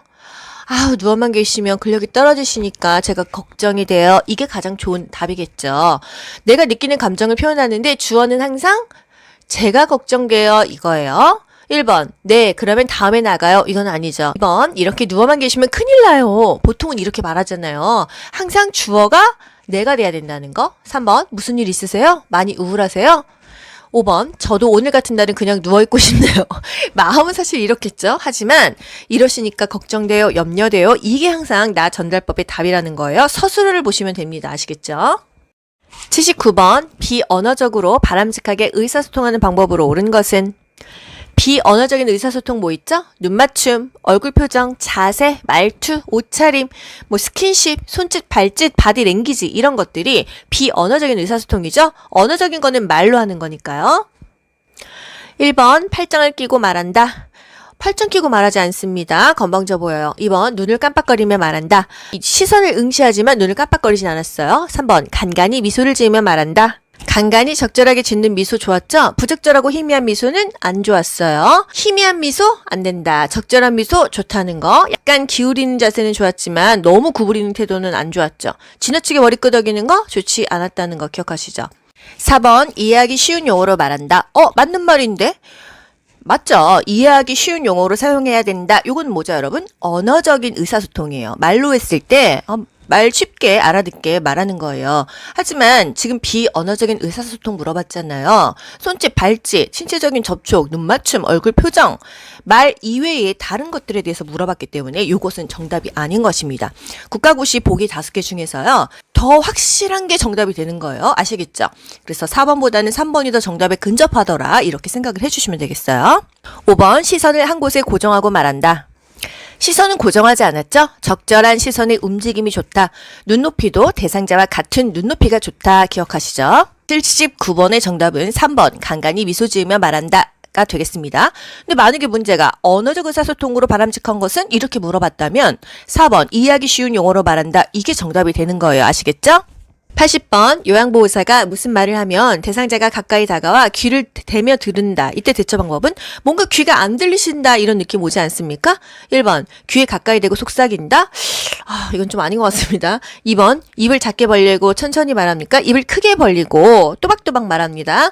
3번 입모양을 직접 만져보게 한다. 이거는 무슨 장님으로 태어났을 때 이게 입모양 만져본다고 이 소리가 들리는 건 아닌데요. 4번 보청기 작동 상태를 확인한다. 이게 맞는 거죠. 5번 목소리를 높여 고음으로 말한다.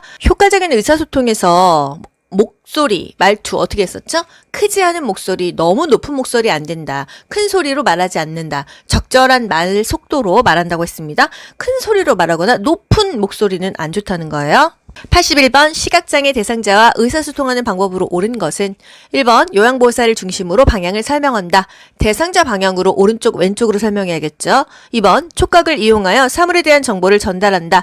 눈이 안 보입니다. 그러면은 시계 방향으로 얘기를 해요. 오른쪽 3시 방향에 휴대폰 있어요. 만져보세요. 이거 뭐 나쁘지 않습니다. 3번 대상자를 만나면 말보다 신체 접촉을 먼저 한다. 신체 접촉 먼저 하면 깜짝 놀란다고 했잖아요. 팔뚝을 잡아도 제가 잡을게요 하고 말을 먼저 하고 잡습니다. 4번 이쪽 저쪽 등의 지시대명사를 사용하여 대화한다. 잘 안 보이는 사람한테 이쪽 저쪽 하면 그 이쪽이 어느 쪽인 줄 압니까? 오른쪽 3시 방향, 오른쪽 5시 방향, 왼쪽 9시 방향 이게 좋다는 거예요. 대상자를 중심으로 왼쪽 오른쪽 방향을 설명합니다. 5번 대상자와 마주보고 눈짓으로 신호를 주며 대화한다. 정면을 보고 얘기한다고 했고요. 눈이 안 보이는데 눈짓은 줄 수가 없네요. 82번 청각 기능이 저하된 대상자와 의사소통하는 방법. 일단 귀가 안 들립니다. 어떻게 해요? 입을 크게 해야 돼요. 귀에다가 헤드셋 꽂고 그 퀴즈 맞추는 프로 많잖아요. 똑같다고 생각하세요. 귀가 안 들릴 때는 밝은 장소에서 입을 크게 벌리면서 말하는 게 좋다. 표정, 몸짓, 손짓 사용해서 말하겠죠? 1번 고음의 큰 소리로 말한다. 고음은 어디서도 쓰란 말이 없어요. 크지 않은 목소리로 말한다. 2번 빠른 속도로 반복하여 말한다. 적절한 말 속도가 중요하다고 했습니다. 3번 친근하게 느끼도록 반말로 한다. 반말 유아어 안 된다고 했어요. 4번 대상자의 귀에 대고 속삭이듯이 말한다. 좀 분위기가 좀 안 좋죠. 이건 아닙니다.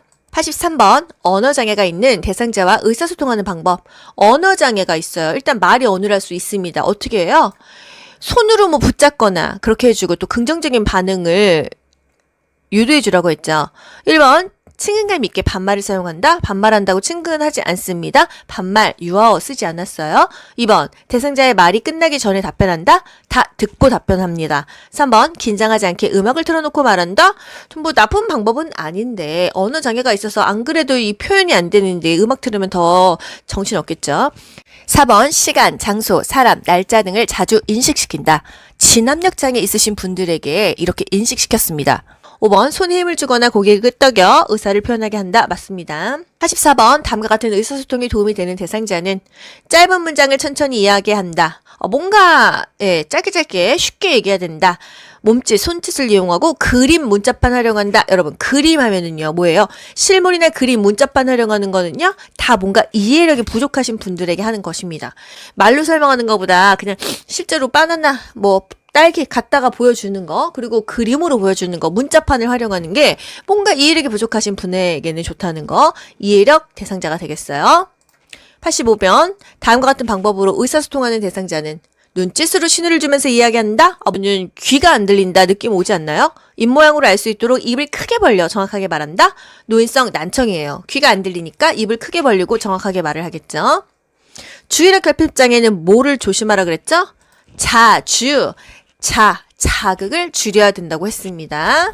86번, 대상자에게 영화 보러 가자고 제안할 때 여가 활동 유형은? 여러분 그거 기억나시죠?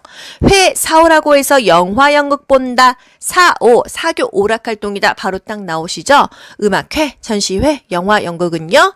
바로 사교 오락 활동입니다. 뮤지컬도 사교 오락 활동이겠죠. 87번, 보행이 불편한 대상자에게 자기 개발을 위한 여가 활동으로 적합한 것은 걷는 게 불편해요. 그러면 어떻게 해야 되겠습니까? 안에서, 실내에서 할 수 있는 것을 개발해야 된다. 1번, 산책하기. 산책은 뭐예요, 여러분? 밖에 나가서 하는 거잖아요. 산책이나 체조는요, 운동 활동이 되겠습니다.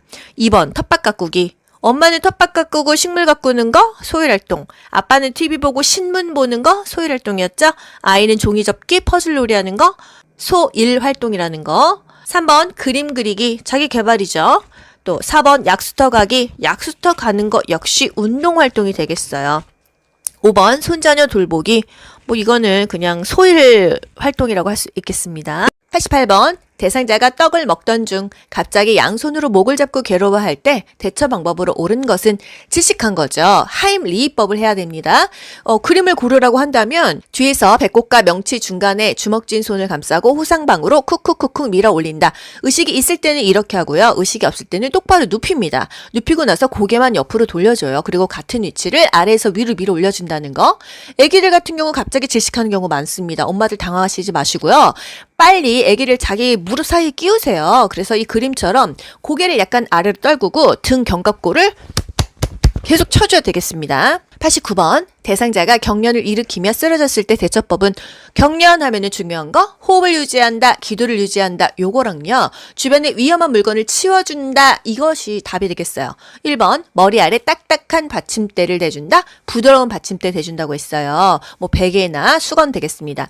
2번 인공호흡을 실시한다, 경련이 일었을 때 인공호흡이 아니고 기도만 유지해줍니다. 3번 주변에 위험한 물건을 치우고 고개를 옆으로 돌려준다, 아주 좋죠. 두 가지가 다 포함된 보기예요. 4번 입에 따뜻한 물을 넣어준다. 경련할 때 입에 뭔가를 넣어주면 삼킬 수 없기 때문에 흡인되거나 사례가 걸려서 오히려 기도가 막힐 수가 있어요. 정말 여러분 뭔가 우리 주변에서 누가 쓰러지거나 할 때 정말 물 많이 먹이거든요. 이거 좀 자제하셔야 돼요. 5번 흔들어서 의식을 확인한다.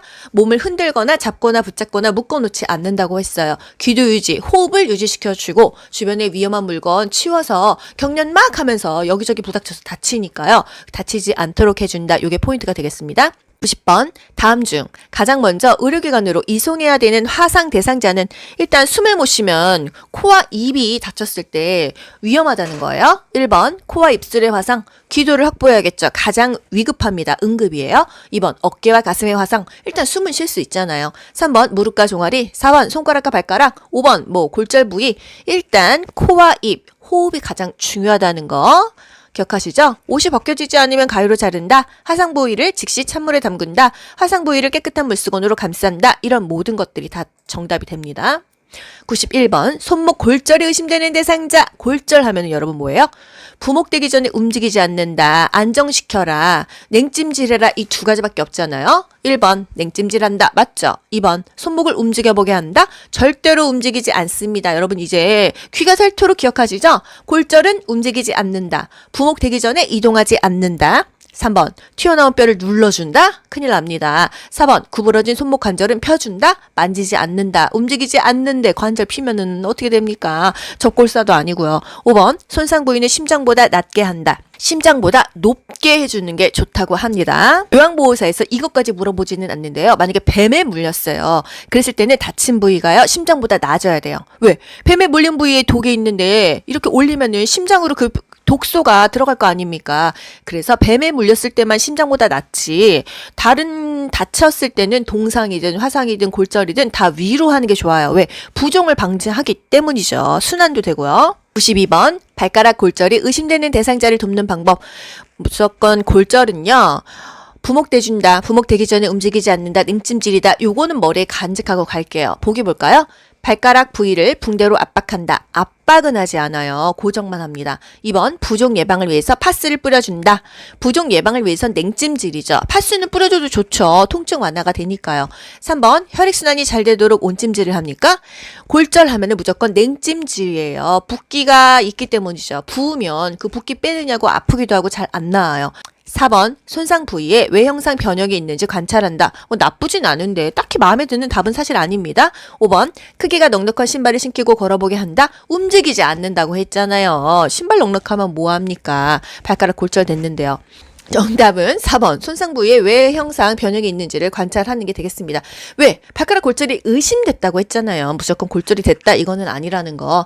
일단 관찰하고 뭐 이렇게 부목되고 병원 가면 되겠습니다.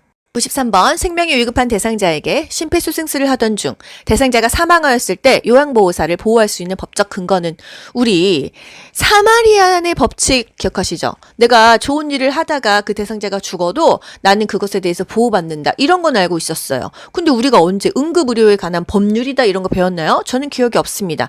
그런데 이런 문제가 나왔었다는 거예요. 1번 근로기준법. 근로기준법은 그 일하는 사람들 얘기니까 이거는 아니다. 그냥 알 수 있잖아요. 2번 산업안전보건법. 산업안전보건법은요, 그 산업재해를 예방하는 거예요. 그리고 산업재해보상법은요, 사고 났을 때 보상받는 겁니다. 아시겠죠? 노인장기요양보험법은 뭐예요? 노인장기요양보험법은 뭐예요? 신체 활동이 불편한 사람, 뭔가 거동이 불편하고 일상생활이 불편한데 65세 이상이면 가능해. 65세 이하라면 노인성 질환이면 가능해. 이거 아닙니까? 그래서 심폐소생술 했는데 대상자가 사망하셨어요. 그래도 응급의료에 관한 법률로 나는 안 할 수는 없었다. 이렇게 알고 넘어갑시다.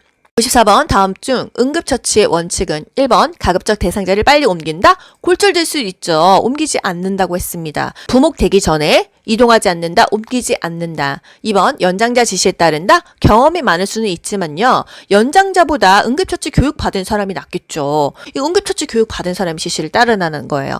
3번 긴급을 요하는 순으로 처치한다. 맞죠? 일단 기도와 호흡을 유지해야 되겠죠. 숨 쉬는 게 가장 중요하니까요. 4번 손상을 입힌 화학약품은 버리는 게 아니라 병을 가져갑니다. 5번 보호사가 도착 시 응급처치를 중단하는 게 아니라 계속하고 결국은 의료진에게 인수인계할 때만 중단하는 거예요. 전문 의료인에게 인수인계할 때까지 계속 응급처치해야 되는데 그 대상자의 호흡과 맥박이 회복됐어 또는 대상자가 사망했어 이런 경우는 중단할 수 있겠다는 거. 95번 의식을 잃고 쓰러져 있는 대상자에게 심폐소생술을 시행하는 방법은 1번 분당 60회 속도로 가슴 압박합니까? 100에서 120회였어요. 1초에 2번은 누르라고 했습니다. 하나, 둘, 셋, 넷, 다섯, 여섯, 일곱, 여덟, 아홉, 열 이 속도로 하면은요. 1분당 100에서 120회가 나옵니다. 2번 얼굴을 옆으로 돌려 기도를 개방한다. 얼굴을 옆으로 돌려서 이 흡인을 예방할 수는 있지만요. 기도 개방은 정면으로 턱을 들어 올려줘야 되는 거예요. 3번 양팔의 팔꿈치를 곧게 펴서 가슴을 압박한다. 맞죠? 팔꿈치 펴서 체중을 실어서 압박합니다. 4번 대상자의 가슴이 약 2cm 눌릴 수 있게 살짝 압박한다. 보통은요 사람들이 되게 소심하게 해서 4cm가 안 된대요. 하지만 5cm 정도가 눌릴 수 있게 굉장히 5cm이기 때문에 체중을 실어서 해요. 그래서 1분 2분만 해도 엄청 힘들고 땀나요. 5번 어떤 순으로 실시하냐? 반도가기 인상 우리 배웠잖아요. 그럼 반과 독이 딱 틀렸죠. 반도가기 인상 반응을 확인하죠. 도움을 요청합니다. 거기 노란 티 입으신 분 119에 신고 좀 해주세요. 거기 청바지 입으신 분 자동 심장 충격기 좀 갖다 주세요. 이렇게 하죠. 그 다음에 가슴 압박하고요. 기도 유지하고요. 인공호흡하죠. 그 다음에 상태를 확인하는 거. 반도가기 인상 순서를 이 시험지 쓰세요. 그리고 맞추시면 되죠. 96번 심폐소생술을 할 때 가슴을 압박하는 방법으로 옳은 것은 1번 가슴이 3cm 누릴 정도로 압박합니까? 5cm 정도가 좋다고 했습니다. 2번 분당 100에서 120회의 속도로 압박한다? 맞죠? 1분은 60초예요. 1초에 2번 누르면 120회 아닙니까? 1초에 2번 누릅니다. 하나, 둘, 셋, 넷, 다섯, 여섯, 일곱, 여덟, 아홉, 열 이 속도잖아요. 1초에 2번이니까 1분에 120회다 기억하세요. 3번 압박 위치를 바꿔가면서 실시한다. 손꿈치로 고정을 하고요. 같은 위치를 해야 되는 거예요. 여러분 이거 주의하셔야 됩니다. 막상 하다 보면은요 손이 이리저리 움직여요. 큰일 나요. 그리고 요 위치 어디입니까? 양쪽 젖꼭지 사이 중간이었어요. 4번 대상자의 골반 위에 걸터 앉아 압박한다. 정면에서 골반 위에서 하는 게 아니고요. 측면 옆에서 하잖아요. 여러분 심폐소생술 거 길거리에서 보시잖아요. 유튜브에서도 보시잖아요. 대상자의 옆에서 그 젖꼭지 중간을 손꿈치로 압박이 치는 한 곳에서 체중을 실어서 팔꿈치를 쭉 펴고 눌러줬습니다. 5번 가슴 압박과 인공호흡은 15대 1의 비율로 한다. 30대 2였어요. 하나, 둘, 셋, 넷, 다섯, 여섯, 일곱, 여덟, 아홉, 열. 하나, 둘, 셋, 넷, 다섯, 여섯, 일곱, 여덟, 아홉, 스물. 하나, 둘, 셋, 넷, 다섯, 여섯, 일곱, 여덟, 아홉, 서른. 그리고 나서요. 10초 안에 인공호흡. 이렇게 불어줍니다. 97번 의식 잃은 대상자에게 심폐소생술할 때 순서는 똑같죠? 반도각이 인상 요런 보기 고르시면 됩니다. 그리고 패드 부착 부위 어디냐? 그림으로도 왼쪽 오른쪽 아시고요. 대상자의 오른쪽과 왼쪽입니다. 우리가 보는 반대죠. 우리 눈에는 왼쪽이지만 대상자한테는 오른쪽이라는 거 이거 맨날 들리시더라고요. 98번 심정지 대상자에게 자동 심장 충격기 사용할 때 순서 뭐죠? 일단 전원 켜고 패드 부착한다고 했습니다. 그러면 그냥 끝나지 않습니까? 심장 리듬 분석하고 제세 동기 자동 심장 충격기 돌리고 가슴 압박한다는 거예요. 전원 켜고 패드 부착하고 리듬 분석한다. 요 순서 기억하세요. 99번 대상자에게 심폐소생술할 때 자동 심장 충격기 사용하는 방법은 1번 왼쪽 빗장뼈 위치예요. 대상자에는 오른쪽, 왼쪽이었어요. 우리 눈에만 왼쪽, 오른쪽이라는 거. 2번 패드를 붙인 후에 전원을 켜요. 전자기기는 무조건 전원 켜고 패드를 붙입니다. 3번 심장 리듬 분석 중에는 인공호흡을 한다. 리듬 분석 중에는 몸에 손이 닿지 않는다. 모두 물러나세요 했었잖아요. 4번 제수동을 위한 충전 중에는 가슴 압박을 한다. 옳소 맞죠? 충전 중에는 계속 가슴 압박해줘야 됩니다. 5번 충격이 전달된 즉시 대상자의 반응과 호흡을 재확인합니까? 반도각이 인상할 거 다 하고 마지막에 상태 확인하시면 되겠어요. 마지막 100번 심폐소생술할 때 자동 심장 충격기를 사용하는 방법으로 옳은 것은 1번 심장 리듬을 분석한 후 패드를 붙입니까? 전원 켰죠. 패드 붙였죠. 그 다음에 리듬 분석했어요. 2번 왼쪽 빗장뼈와 오른쪽 젖꼭지 아래에 붙입니까? 여러분 생각해보세요. 우리 눈에는 왼쪽 오른쪽이지만요. 대상자한테는 오른쪽 왼쪽이에요. 대상자의 오른쪽 빗장뼈, 쇄골뼈 아래 그리고 왼쪽 젖꼭지 아래에다 붙입니다. 조수석에 앉았을 때 그 순서예요. 3번 분석 중이라는 음성 지시가 나오면 모두 물러나세요 했잖아요. 4번 쇼크 버튼을 누르기 전에 대상자에게서 손을 뗀다. 맞죠? 뭔가 리듬 분석 버튼 누르기 전에는 손을 뗍니다. 5번 제세동 시행 후에 가슴 압박과 인공호흡은 30대 1의 비율이에요. 30대 2예요. 하나, 둘, 셋, 넷, 다섯, 여섯, 일곱, 여덟, 아홉, 열. 하나, 둘, 셋, 넷, 다섯, 여섯, 일곱, 여덟, 아홉, 열. 하나, 둘, 셋, 넷, 다섯, 여섯, 일곱, 여덟, 아홉, 서른 한 다음에 10초 안에 두 번 불었어요. 되셨죠? 여러분 긴 시간 고생 많이 하셨습니다. 반복해서 내 걸로 만드세요.